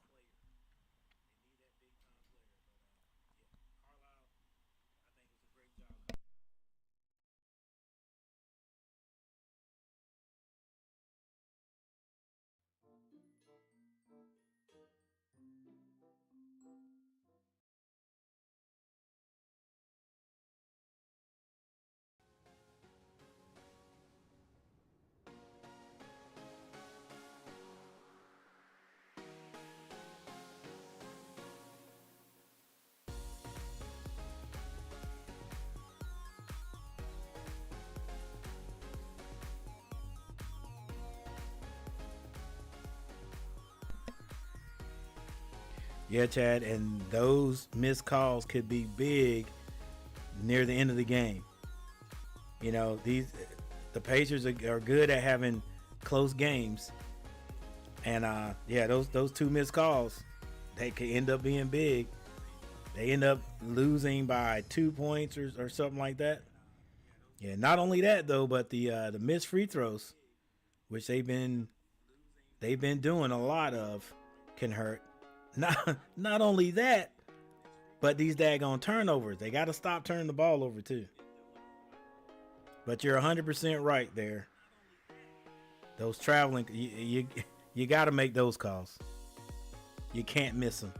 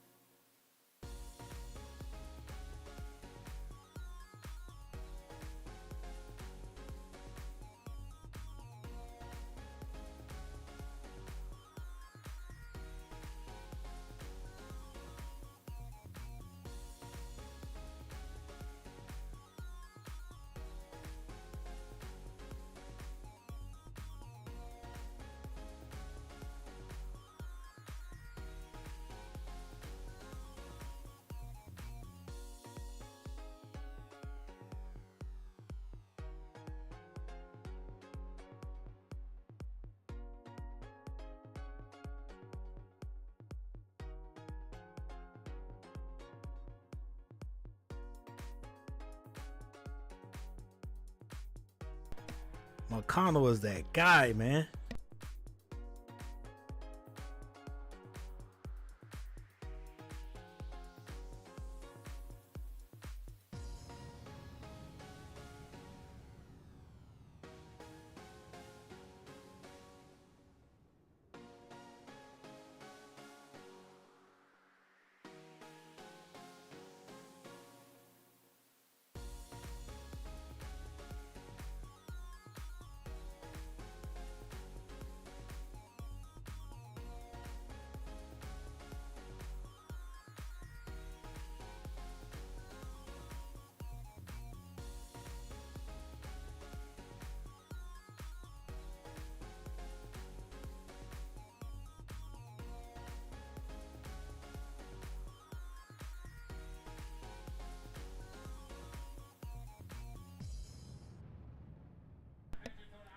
TJ, TJ, TJ, TJ.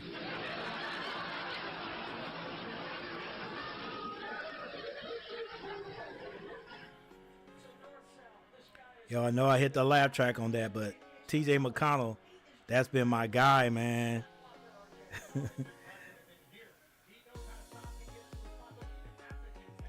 I'm calling him the microwave. Shades of Vinnie Johnson off the bench for the Pistons.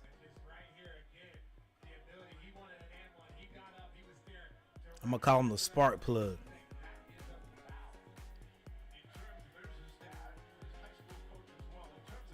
Especially since one of those resulted in momentum change. Williams been fouling TJ as well. Yep. He's eating him right now. Of course, foul drawing now. TJ, that's my dude. That's my dude, Chad.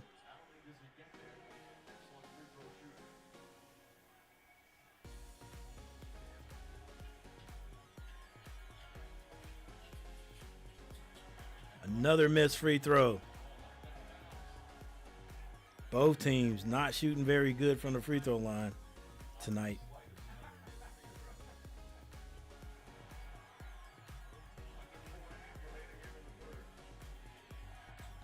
All right, it's back to a 6-point lead. Nembhard. Rebound by Caruso. Dort, another long three. Oh, Caruso. Missed it.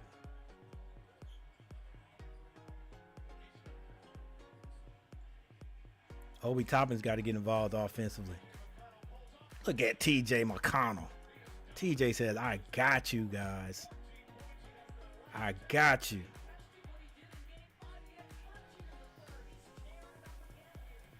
Yeah, he had 13 in the third in game 5, and then they took him out. Dort with another 3. Misses another 3. Clear out. Clear out.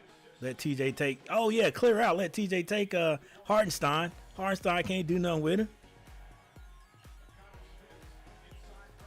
Bradley. Be strong, baby. Ah. Yeah, it might not. Yeah. Neesmith's looking over at Obi Toppin and saying, come on, big guy.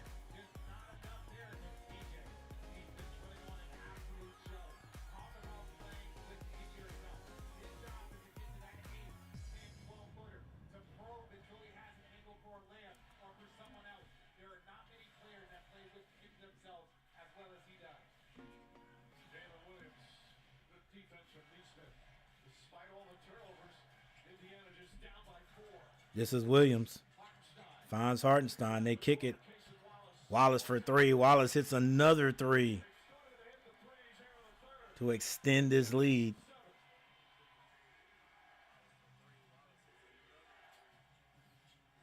Connell. Turnover. Wallace with the layup at the other end. McConnell's got to blow by that potential double team that's going to come every time he gets in that corner. Obi Toppin. He's almost doing too much. Just let it come to you. Yeah, you can't pick up your dribble right there. Actually, you got to see that.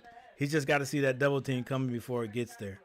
I think that's the second time you had a turnover there, being double team. Right, he's not big enough to overcome that double team. He's still my guy though.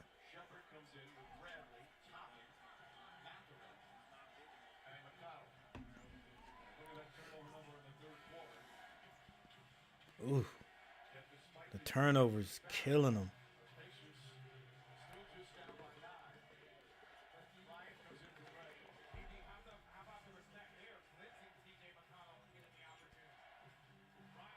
Brian comes off the bench.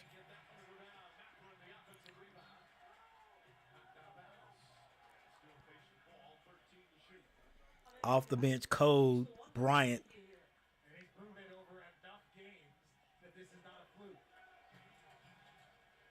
66-75.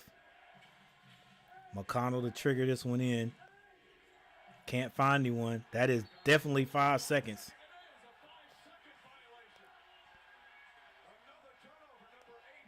Yeah, no need to call that timeout. Save him, I guess. Guys got to set screens and get open. 2 minutes, 18 seconds. Back to a 9-point lead. Jay Will trying to get to that left. Loses it to Hartenstein. He gives it right back to him. Yeah, make him come over here. Don't go to the left. You can't let him get that side, guys. He is going to kill you going to the left, and you know he wants to go to the left. If he can't get to the left, he'll more likely pass the ball. 11-point lead, the largest lead of the game, 77-66. OKC playing at home, trying to get that first win as the Oklahoma City Thunder. That first championship win as the new franchise. Yeah, I know they were the Supersonics. They got that 1979 championship. Indiana trying to win the first championship ever for the franchise.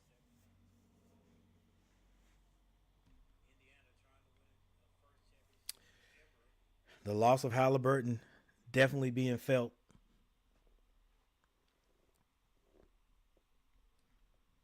And we have a timeout.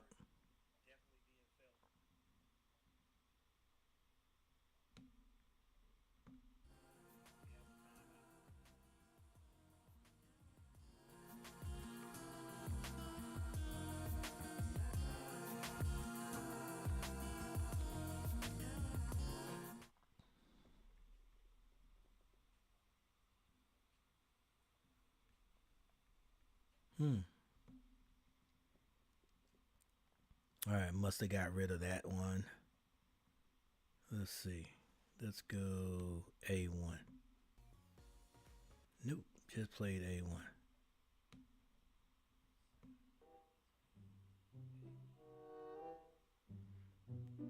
All right, we're back.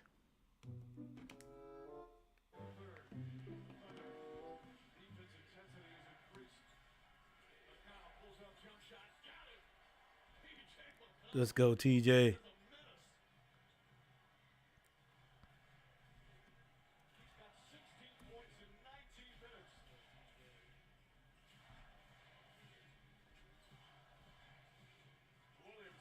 Williams jump the step back, rattles in for him.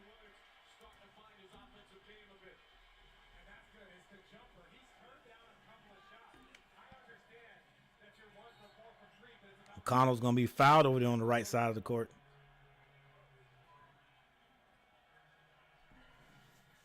Another foul. And again here, snaking the pick and roll, step back. You got the big, another step back. And that's his sweet zone, that little neighboring.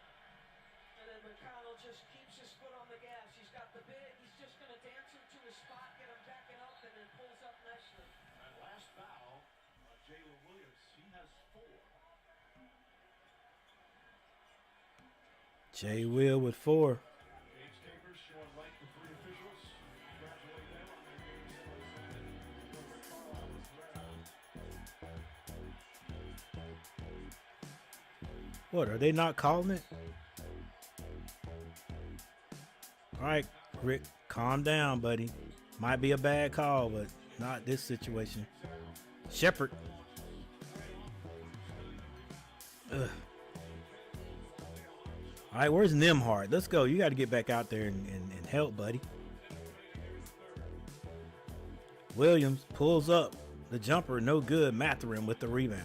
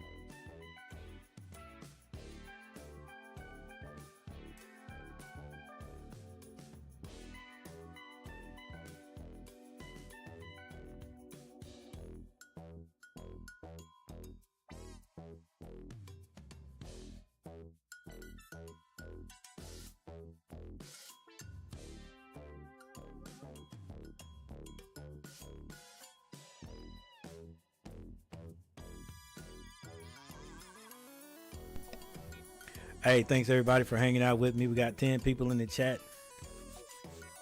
If you guys want to, hey, don't be afraid to leave a comment in the chat. I appreciate it. Thanks for those who have voted. We have 28 votes. And we have 11 likes. Thanks for the likes, guys.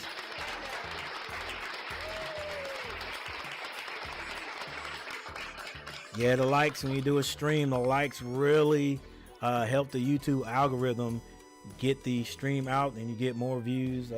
So I really do appreciate you guys hitting the like button.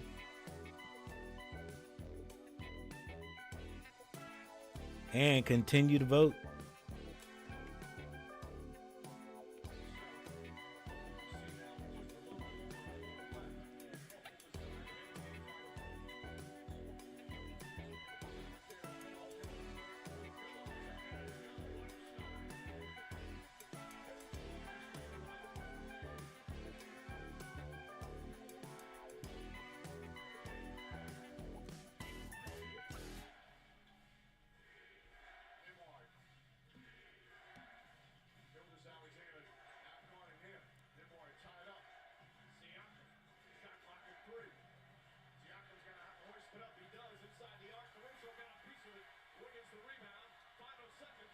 seconds to go.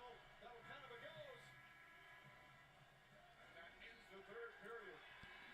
The Oklahoma City Thunder, 1 quarter away from NBA title. Rick Carlisle furious. Can the Pacers mount another comeback? This presentation of the NBA Finals presented by YouTube TV continues after this message. All right, that is the end of the third quarter, the last third quarter of the season in the NBA. And at the end of the third quarter, 81-68, OKC has pulled away in this thing right here. Still only 13 points. Still only 13 points. The only difference in this and the Pacers of old, not of old, but the Pacers this year is they do not have their comeback king. That's not saying it can't be done. All right? It is definitely not saying it can't be done. So, Chad Powers. Listen, when, what was it? Who was the guy? Oh my gosh. The Manning guy done that. I like that. That looked like a movie. That looked like a movie in the beginnings anyway. So a new movie coming out. Chad Powers, yeah, looks just like. Yeah, I thought that was gonna be a movie anyway, or that it could be a movie. All right. With that said, let's get back to business. Box scores.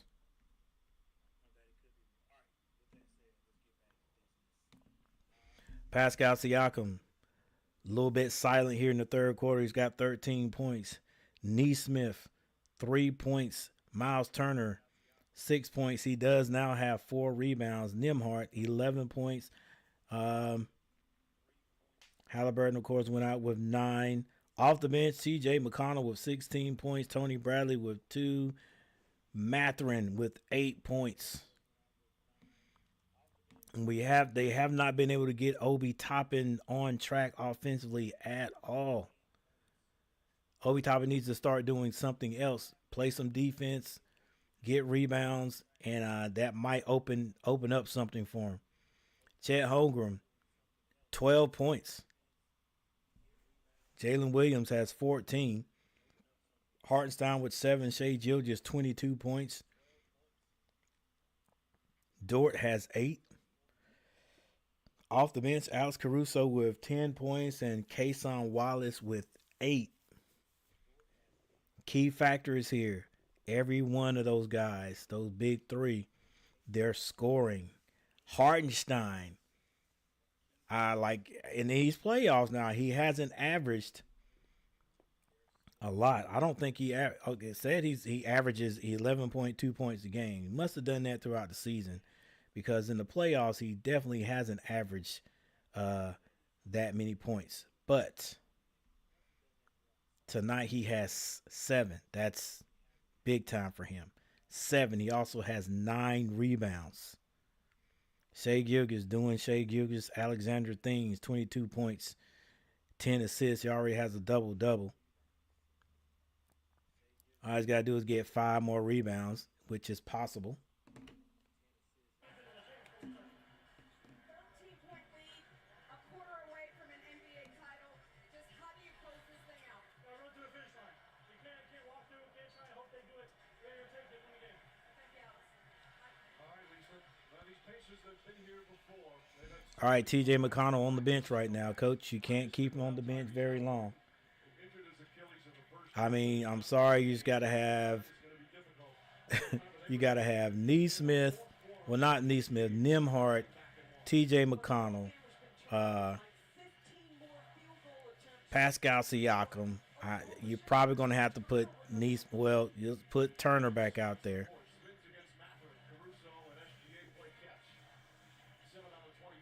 Shai Gilgeous for 3. He hits it. And OKC is starting to feel it. Let me start saying they're starting to believe, even though there's plenty of time left on the clock. Neesmith kicks it. Obi Toppin doing way too much. Well, I don't know if he's doing too much. He's just not able to. He just seems off tonight for some reason. Obi Toppin is just off. He can't handle the ball. I don't know what it is. All right, we have a challenge right here.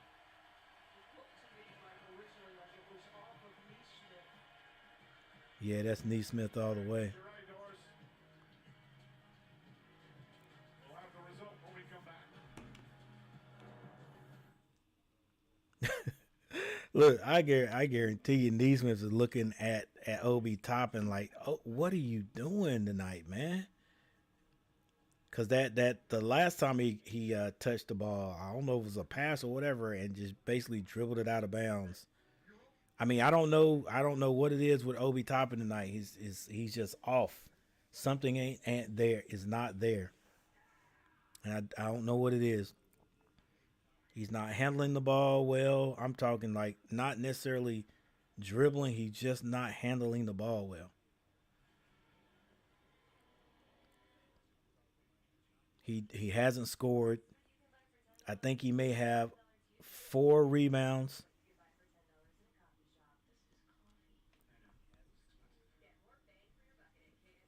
All right, we got 29 votes. We might as well go ahead and go for like 35. You got 11 minutes and 5 seconds to vote and not seem like you just jumped on the bandwagon. Go ahead and vote now. You know, before this game's over. Let's see. Maybe we'll go ahead and stop this voting at about 5 with like 4 minutes left, you know, so nobody can jump in and say, I voted. Yeah, the team I was going for won. Yeah, we'll go ahead and get that done really quickly.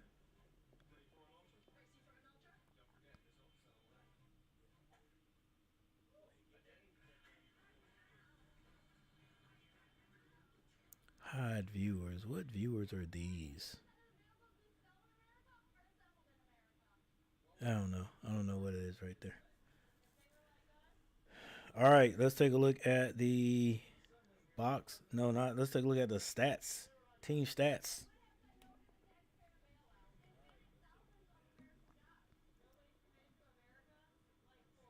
All right, team stats. Pacers now shooting 42%. OKC shooting 45%. From behind the 3-point line, Pacers shooting 43% now, 10 of 23. Oklahoma stepped their game up a bit. They're 10 of 32, shooting 31%.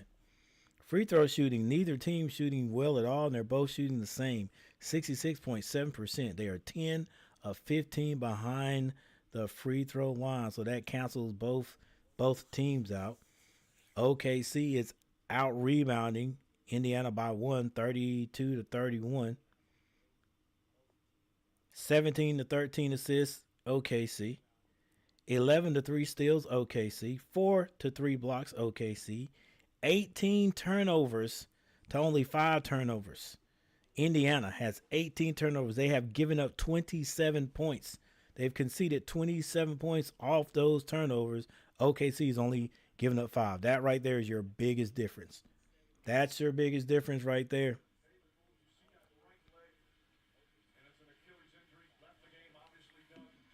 Points in the paint, OKC 36 to 20.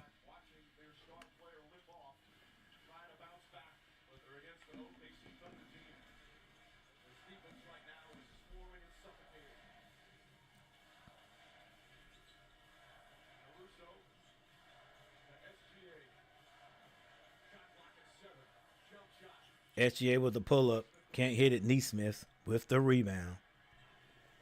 10 minutes and 42 seconds. Pacers are going to have to start climbing back into this one.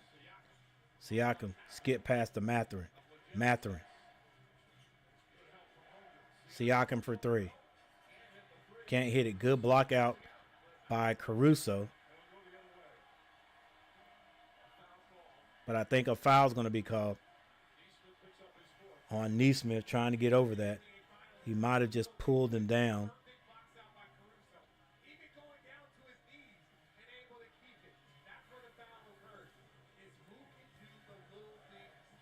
OKC with the ball now. This is Shea Gilgeous. Has McConnell on him. McConnell back in the game. Kicks it back out. Wiggins. Can't hit it. Rebound. Neesmith. Neesmith to Mathurin. Mathurin wants to get it to Siakam. They can't get it to him. 14 seconds shoot. Now they find Mathurin. Shea Gilgeous is going to be called for the reach-in foul. This is excellent, though. We talked about them beating mismatches. So you have Shea on the post. Don't go away. Ball goes to the middle of the floor. Come right back to it. Nembhard to trigger. Gets it into McConnell. McConnell being guarded by Dort. Tries to go by him. And he is accosted.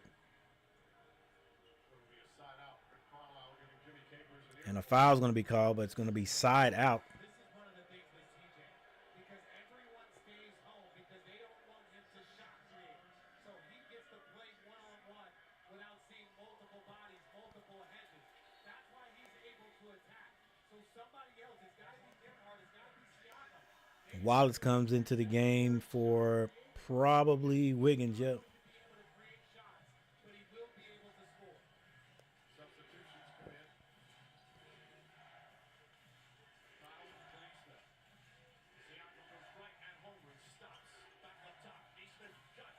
Neesmith has his shot blocked. Pascal Siakam gets the rebound. Shoots it, can't hit it. Chet with the rebound. His presence at the rim. They are now 2 for 7. 9:27 on the clock. Still 68-84. Shea Gilgeous being guarded by Neesmith. Turnaround. Finds Wallace on the baseline. Wallace gives him 2 more points.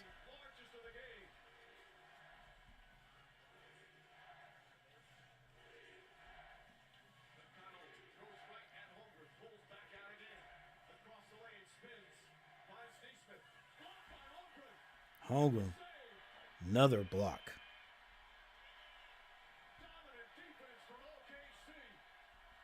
And Indiana can't find anyone to score right now. They've shut down Chet. Gilgeous Alexander, long three. Dort. See, that's Wallace gets the rebound.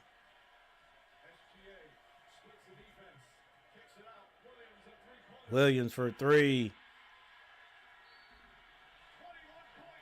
And right now it's just looking a little bit unfair.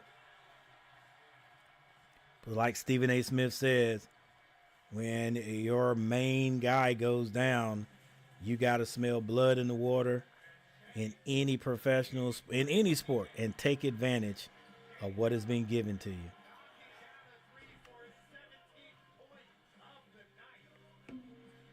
And Williams, even not having the best game he's had, still able to score 17 points and help Shea Gilgeous Alexander right now in the dismantling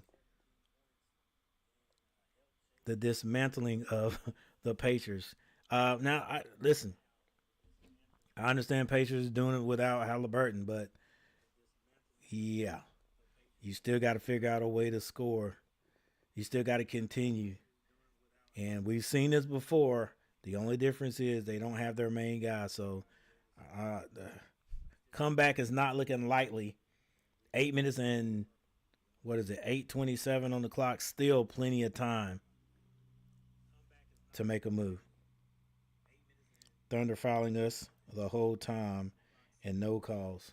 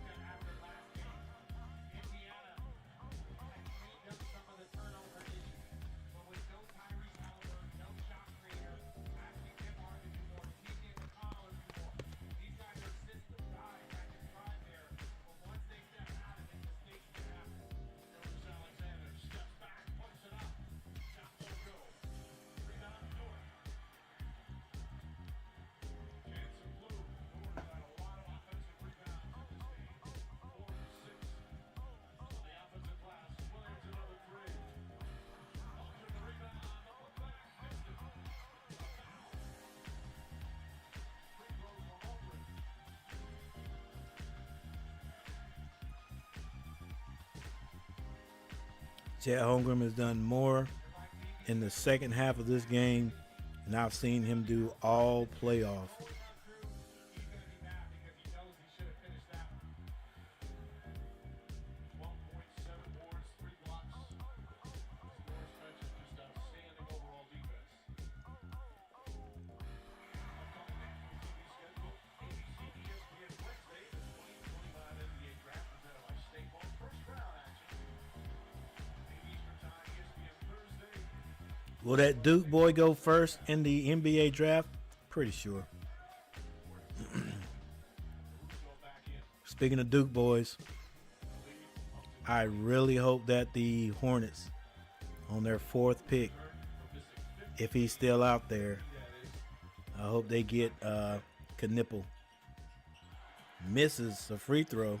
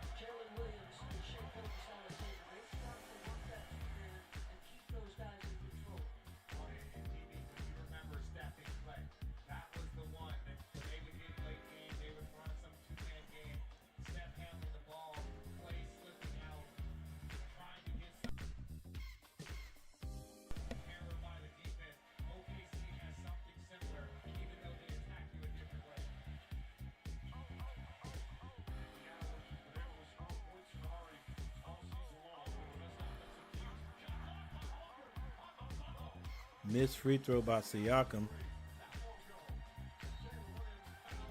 Rebound by Mathurin. He misses. Not misses, it was blocked. Williams gets the rebound and he is fouled. Always an interesting thing. Yet another one given up by Oklahoma City. Chet Holmgren blocking Reaction from Chet. everything. Like he's an offensive lineman for the Carolina Panthers.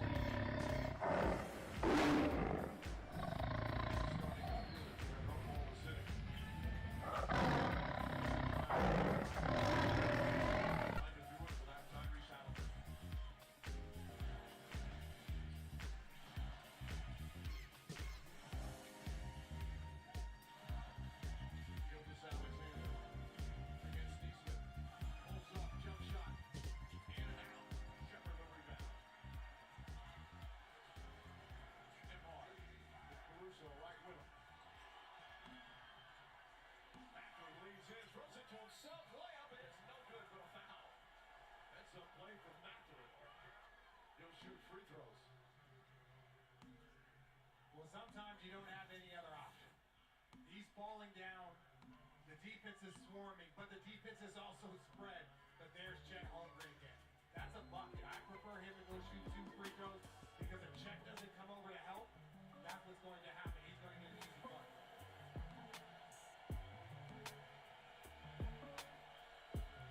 Mathurin, 8 points, 9 rebounds off the bench.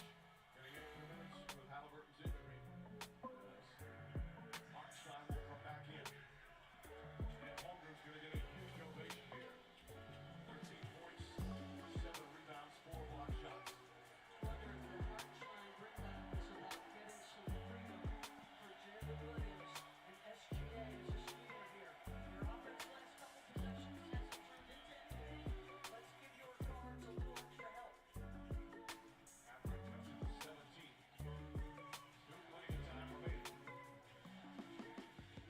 6-13. 6-13 left in the fourth.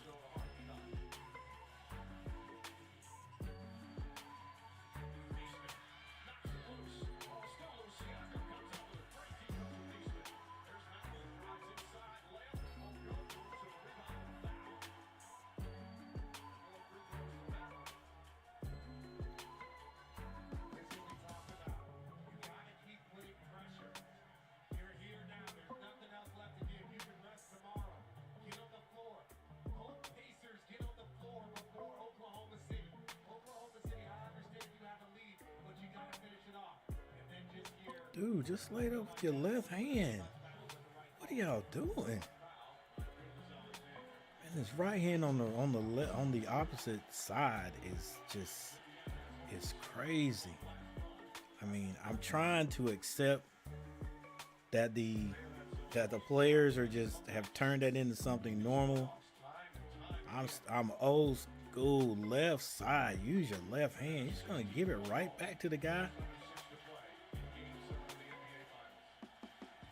But being at the free throw line when the clock is stopped, when you're behind, get points.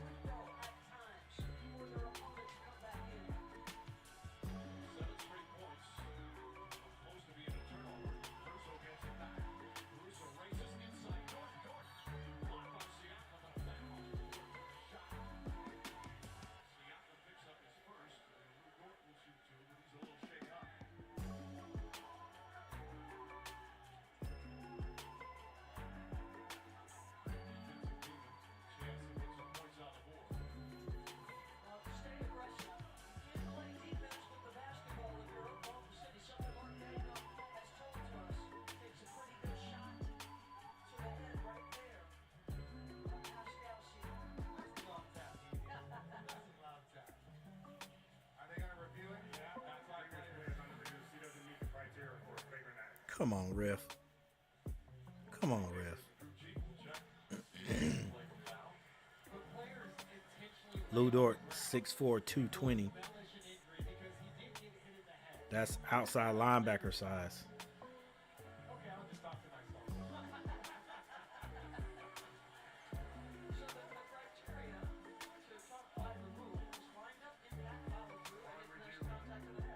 Who else could be a linebacker? Matherin. Matherin, 6'5", 210. He'd be slim.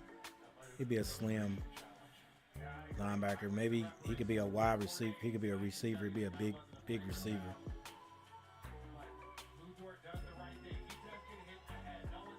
Might be a good defensive back.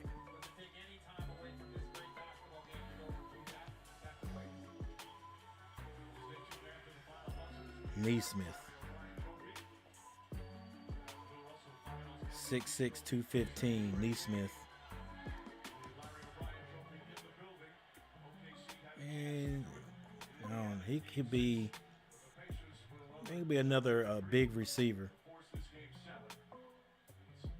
I mean, he could be I wouldn't say an outside linebacker at 215. But I don't know, 6'6". He'd be a heck of an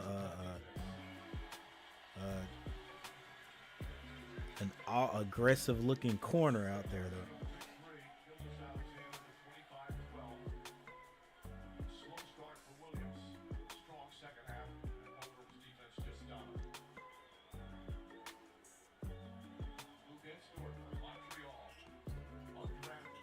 Dort hits the first, misses the second.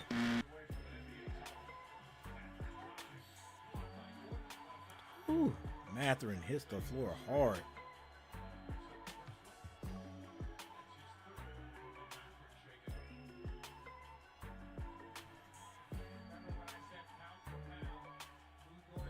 Dang, Dort. Yeah, it's going to be a wall when the wall is moving.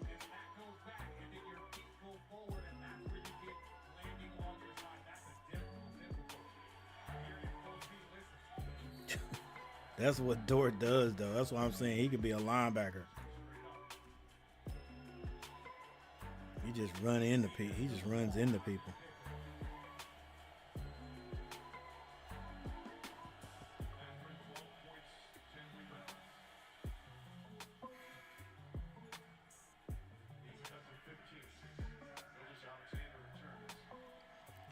Once again, Pacers scoring with the clock.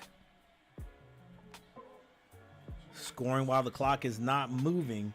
That's always good. If you're trying to get back into a game.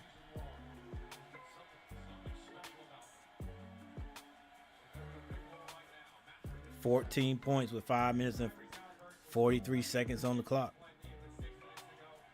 Quietly digging themselves out of the hole.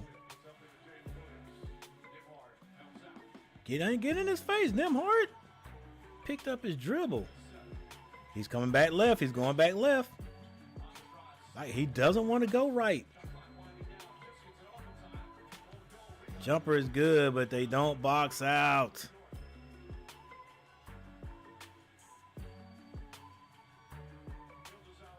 Gilgis for 3. Can't hit it. Mathurin with the rebound this time.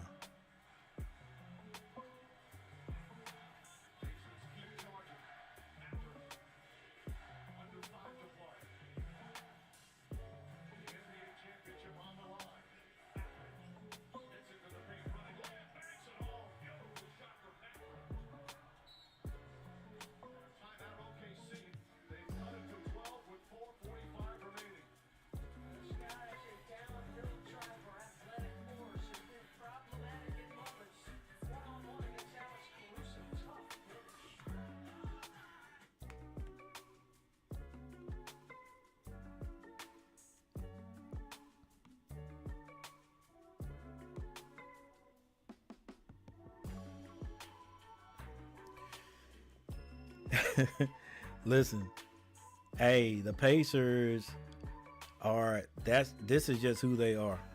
It's completely in their DNA. It is a good characteristic to have. To never see a point spread, a point difference that makes you give up, because these guys just do not give up no matter what. So they are down, and been down, was it 20 some points? We just take a look at it. The largest lead has been 22 points. They've been down 22 points. Missing their top player. Let's just say it, missing their top player, and they're still doing the same thing. They still get behind and find a way to try to get back in to this game. Although it may be too late right now, especially if OKC can keep scoring. Might be too late this time, especially like we said, not having your main star. But this is what they do. They continue to fight, continue to come back, and if OKC leaves any crack in the door this last 4 minutes and 34 seconds, OKC is going to take advantage of. The Pacers are going to take advantage of it.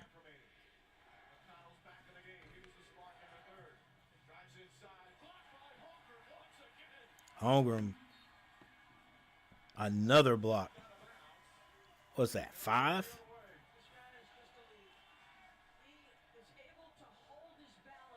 Yeah, nice defense. All right, full court man-to-man pressure.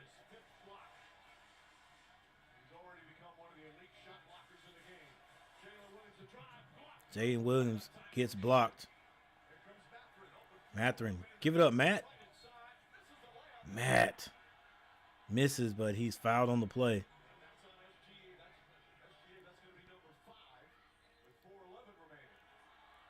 Shai Gilgeous-Alexander has 5 fouls with 4 minutes and 11 seconds.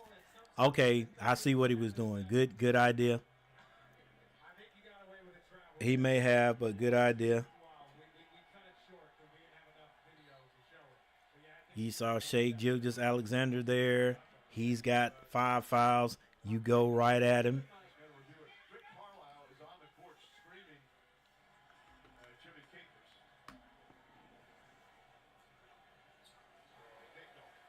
Oklahoma City is trying to ruling on a defensive foul on the play. With 4:11 remaining. And it could be close, though. Talking to Sean Wright. That's enough right there. Third step. That's rolling the video back just a little bit further. Let's see, is it Shea's hand? One. That's a foul. Yeah, there's not much there. That's a foul. About the travel though. 1, 2. There's they call it a gather, DB. They call it a gather. Yeah, they call that a gather now. Are you serious? 1, 2, 3. Yeah. Yeah, only in the NBA now, yeah. Because you bounce that and touch the ball and take a step anywhere else. Following the gather, the arm-to-arm contact by the defender is correctly. Yeah, see, that's what they're calling. They're calling the gather. But in middle school ball and high school ball, there's no gather. You can't do that. If you catch the ball, if you touch the ball and take a step, that's one step. In the pros, they call it a gather. Like for me, I've never understood that. I would think since they're professionals, then you've got to be a stickler to the rules.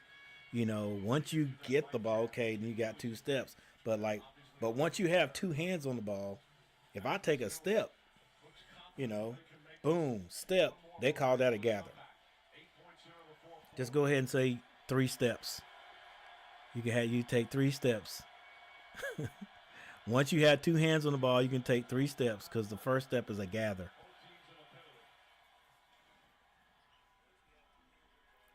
All right, Mathurin at the line. He's pulling an SGA for the Pacers. SGA does a lot of scoring from the line. Mathurin at the line now. Once again, scoring when the clock has stopped. And hitting the free throws is big time. It is a 13-point game with 4 minutes and 11 seconds on the clock. We've seen that's 5 seconds. Had to call a timeout. All right, that we've seen Indiana do things like this. And at any time, any of those guys that are on the floor for Indiana can get hot. They can score. They can shoot outside. They can shoot the 3-point shot. There's been a tremendous amount of pressure. They've been doing this for 48 minutes. Chet's got to make himself available a lot sooner. He started jogging down the other end, understanding you have been the release point twice on these inbounds. Good point. So still 4:11 remaining. Alexander leading the way with 27 points and 12 assists. Shea Gilgeous-Alexander. All right, the game is not over. Not this game. It is not over until that last horn sounds.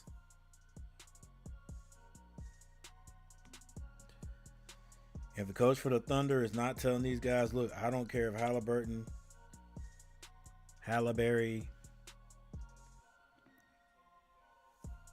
I don't care if he's not playing. Think back to game 1. Do not start playing just to not lose. All right, they get it in this time.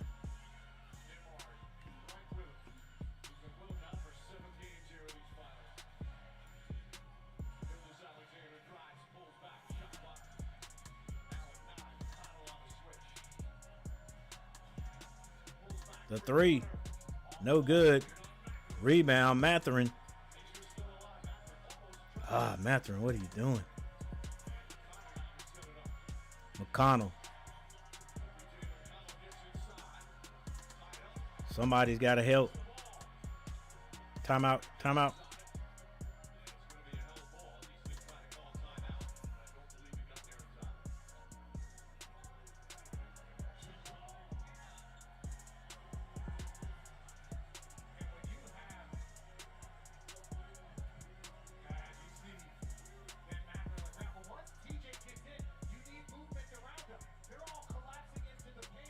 true. Yeah.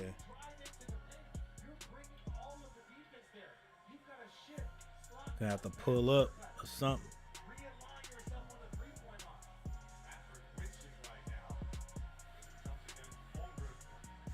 It's gonna be a jump ball. Matherin and Holmgren.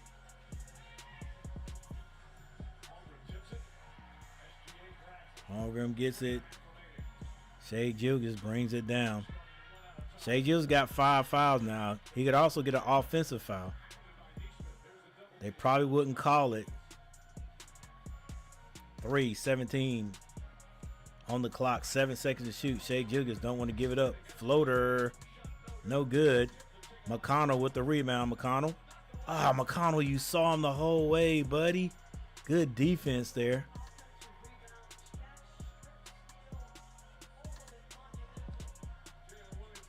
Williams kicks it.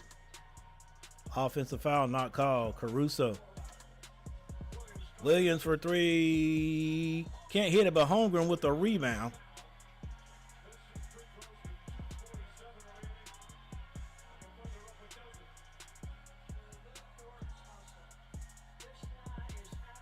Yeah, they're missing Haliburton because Haliburton gets his hands.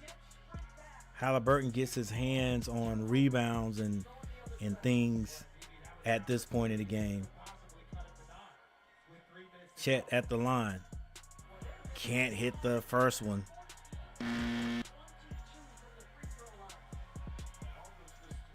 Yeah, none of these guys, these teams are shooting good from the free throw line.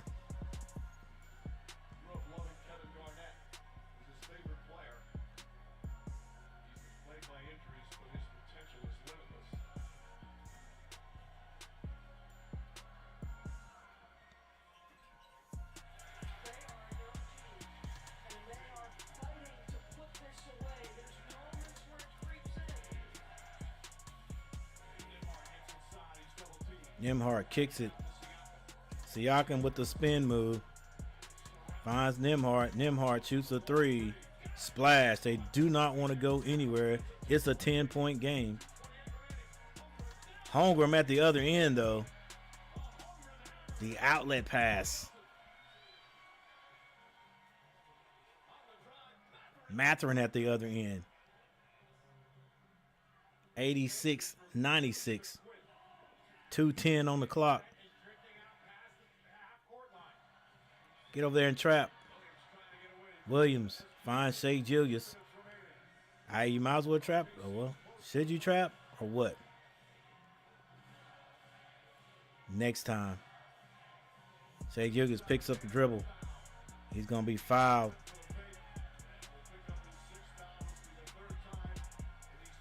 Yeah, Neesmith fouls out.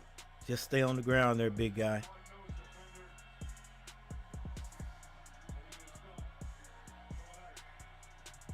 Yo, bruh. Don't hurt nobody. Dang. I wonder if anything's going to come of that. He kicked that chair. It might have hit that assistant coach back there. I wonder. Now, see, he's saying, hey, okay, there you go.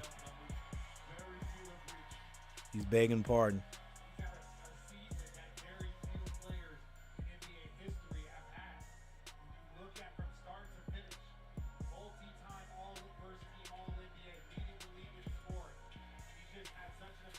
Shea Gilgeous hits both of his free throws with 1 minute and 50 seconds on the clock, guys. That could be the nail in the coffin. Nembhard fouled by Caruso.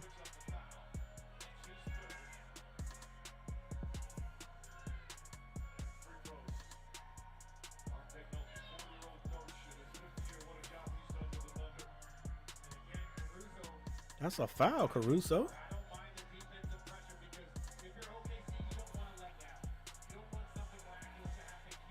Right? You don't, yeah. I understand that. You don't want something miraculous to happen, and this is the team. What kind of number is that, Coach? All right, here we go.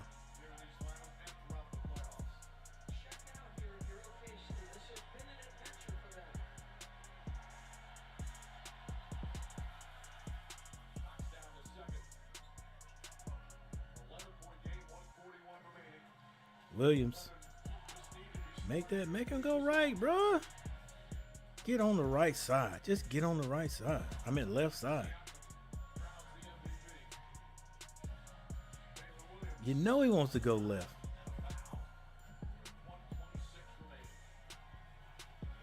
All right, 126. 126 on the clock. 87-98.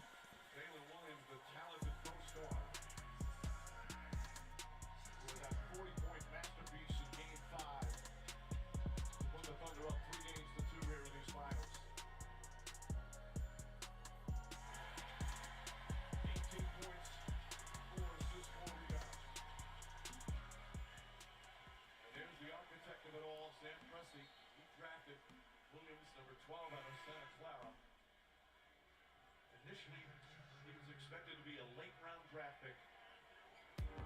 Bounced into the lottery. What a find from Sam Presti. His workouts look anything like his game. I'm not surprised that he moved up those ranks. All right, guys. There's also the care For those who are still hanging around, thank you for hanging around.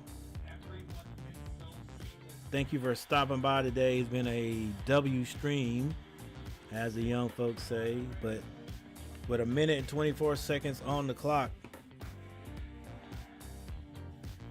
this could be all she wrote. And I think it is a turnover, a steal.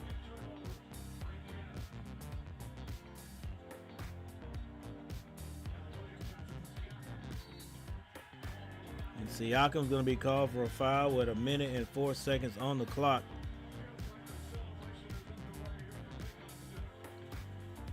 And what a season for both of these teams. You got to take your hat off to Indiana, 4th in the East, and took the best team as far as points go, as far as wins go, in the association to Game 7. A bunch of other teams we thought, well, a few other teams we thought had a chance to be here. New York, Cavaliers, the Celtics, and none of them. And these guys got here and put on the show. Mathurin for 3.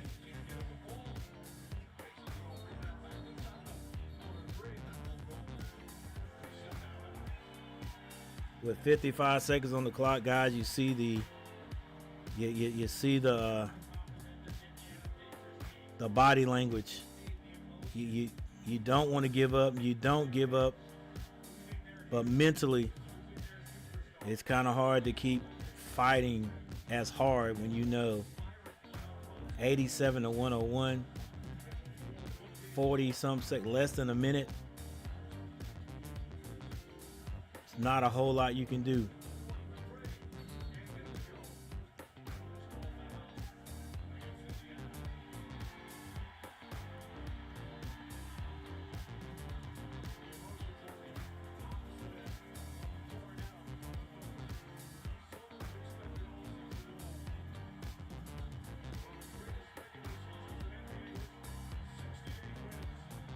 .32 seconds left, 87-101, and the coach is going to get some of the bench in to enjoy this.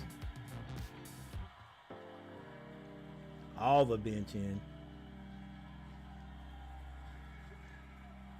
Also entering his bench is Rick Carlisle. What a finals this has been. These two teams have played such beautiful team basketball, fighting tooth and nail for 7 games. Unfortunately, the Pacers will lose their star early here in Game 7. Chet Holmgren at the line. Can he hit 2 in a row? Yes.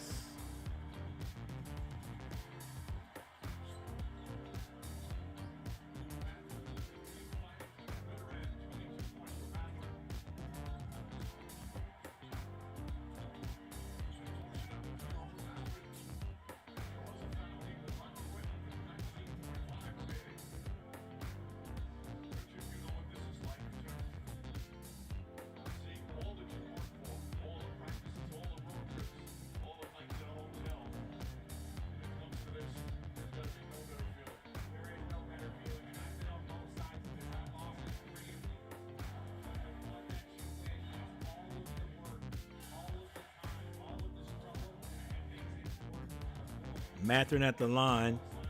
Like I said, Indiana fights to the bitter end.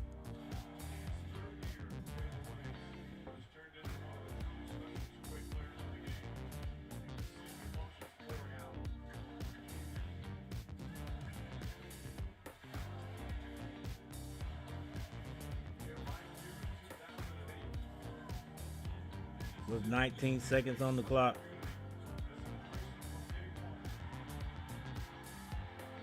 Kay Williams brings it across the timeline, and the celebration begins.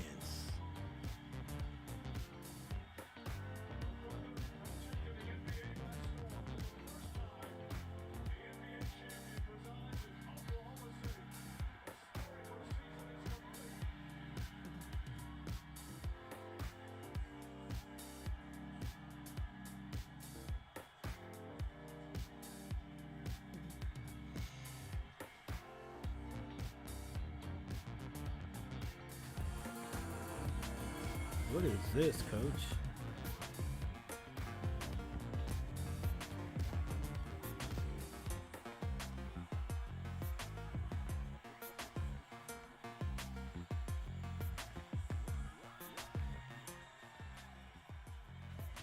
All right, guys, there it is. The final score, 91-103. Shai Gilgeous-Alexander and the OKC City Thunder win. Obi Toppin leaves the court knowing that he had probably the worst game that he has had all season. I have no idea. By no way am I blaming this on Obi Toppin, but it was a wrong time for him to have the worst game he's had. Probably it might be the worst game he's had as a pro. Probably. We'll take a look at all that in a few minutes. But yeah, there it is right there, guys. 91-103. The Oklahoma City Thunder win their first championship as the Oklahoma City Thunder. They did win one as the Supersonics before they changed their name and moved from Seattle. But hey, that's how you want things to turn out. You got the best record in the NBA. You want to end up being the champions at the end. Now, Indiana took them down and through there. Indiana did not make it easy. All right, but the 2025 NBA champions are the Oklahoma City Thunder for the first time. All right, guys, let's go ahead and get through all the. There's Haliburton. Hey.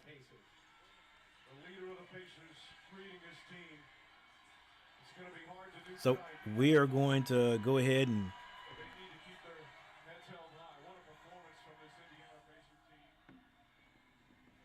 we're going to go ahead and go through the stats before we get out of here. Look, McConnell, he was probably, well, you made him cry. He was okay. Look, that probably his mom. He was okay until he gets there and see his mom. That that's how you do no matter what. No matter what age you are, you go fall and hurt yourself, and you're good. You're good. You got up. You're in pain. It's hurting, but you shook it off like a man, and then your mom walks up to you. Are you okay? And boy, the tears start coming. All right, so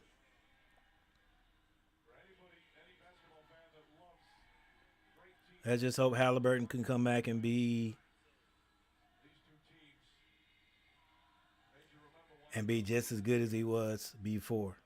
Look, he definitely needs to go get Kevin Durant's surgeon. All right.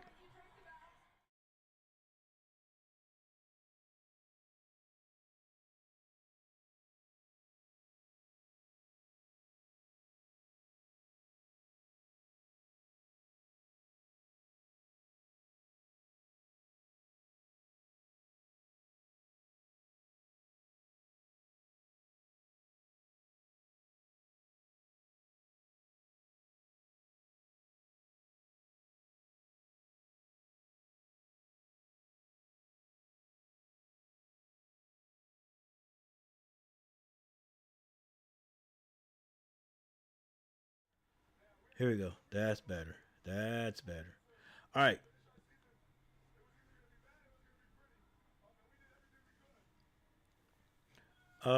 Pascal Siakam for Indiana scored 16 points tonight. Neesmith, only 3. Miles Turner had 6 points, 4 rebounds. Nimhart, 15 points, 6 assists, 5 rebounds. Haliburton went out in the first quarter, if I'm not mistaken. I'm pretty sure it was first quarter. If it wasn't, it was the beginning of the second quarter. But I'm pretty sure it was the first quarter. 9 points. The bench ended up scoring, was that 24? That is 40 points. The bench ended up scoring 42 points. Tony Bradley scored 2 points. TJ McConnell, 16. Mathurin had 24. For OKC, Chet Holmgren with 18 points. One of the first times I've seen him in the playoffs. The playoffs, not just this series, but in the playoffs, be effective the whole game. He had 18 points, 5 blocks, 8 rebounds. Jalen Williams had 20 points, 4 rebounds, 4 assists. Hartenstein with 7 points. He had 9 rebounds. Shai Gilgeous-Alexander, 29 points, 12 assists. Lou Dort had 9 points, 7 rebounds, 3 steals. Off the bench, Alex Caruso, 10 points. He had, two big threes there in the first half with his 10 points and had 3 steals. And Cason Wallace had 10 points.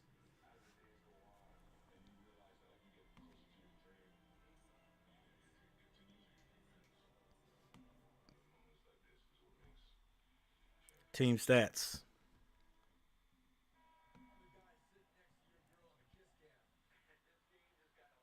All right, in the team stats, everything, it was close. Indiana actually had a better shooting percentage than OKC, 41 to 40. But of course, OKC took more shots, 87, 30. They hit 35 out of 87. Indiana, 29 out of 70.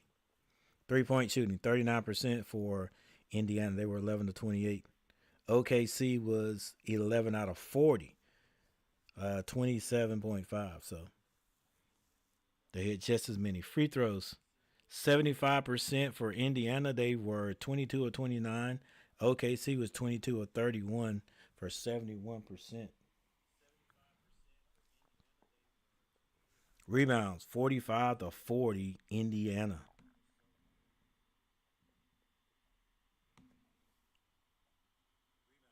OKC had 20 assists to Indiana's 17 assists. 14 to 6 steals. 14 steals by OKC, 6 by Indiana. Blocks, 8 blocks by OKC, 4 by Indiana. Turnovers. Here's one of the big reasons right here that Oklahoma ended up winning this game. Indiana had 23 turnovers to 8 turnovers. How many points did they concede after those turnovers? 32 points. They gave up 32 points to Oklahoma. Yeah, kind of tough to win with those numbers. OKC turned the ball over 8 times. They only gave up 10. All right, fast break points. 7 to 9 OKC. Points in the paint, 40 to 26 OKC. And the largest lead of the game was 22 points. OKC ended up winning by 12. All right. That's it. That's it. The season is over. OKC is the NBA champions. It's been a very nice season for those who actually hang out with me. Uh, Thanks for the ones who stopped by tonight. Wasn't very big. Wasn't very, a very big. Well, it was a decent turnout. Not in the chat, but very decent. It was we say it's a W stream. Um, of course, YouTube has gotten to the point where they're showing all these big games online. So who wants to look at my face when you can actually watch the game online? Now, I don't know on YouTube. Now I think you got to pay to do that, but and then again, you can also watch it on television, like I'm watching it. All right, but those people who didn't get a chance or you weren't at home, hopefully I did you a little justice by showing this to you. Guys, tune in later. Let's see, next month. Next month when the NBA Summer League comes around. Definitely got to check that out. I don't know if I'm going to even do some kind of draft stream this coming Wednesday. I don't know if I am or not. I may. If I do, it'll probably be a silent stream or something like that. And yeah, that sounds like a good thing to do. I might do a silent stream, but yeah, check me out with the summer league, and then guys, after that, well, we have a good 3 to 4 weeks, maybe even a month, and it'll be time for the NFL football season. All right. So with that said, guys, we're getting ready to get out of here, and it's been very nice. If you haven't voted, too late. All right, we had 35 votes, guys. Thank you for hitting that. Thank you for being in there today, voting.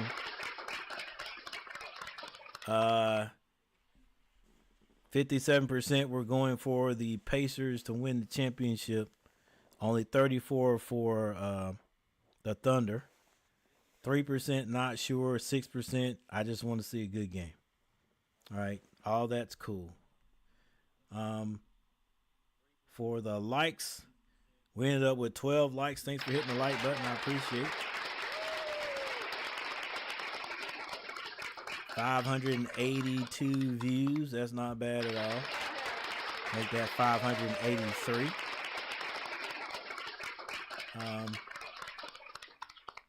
And once again, I appreciate you guys. We'll leave with a little bit of the box scores before we actually get on out of here. But yeah, thank you guys for hanging out with me. I'm Coach G, and I'll see you next time.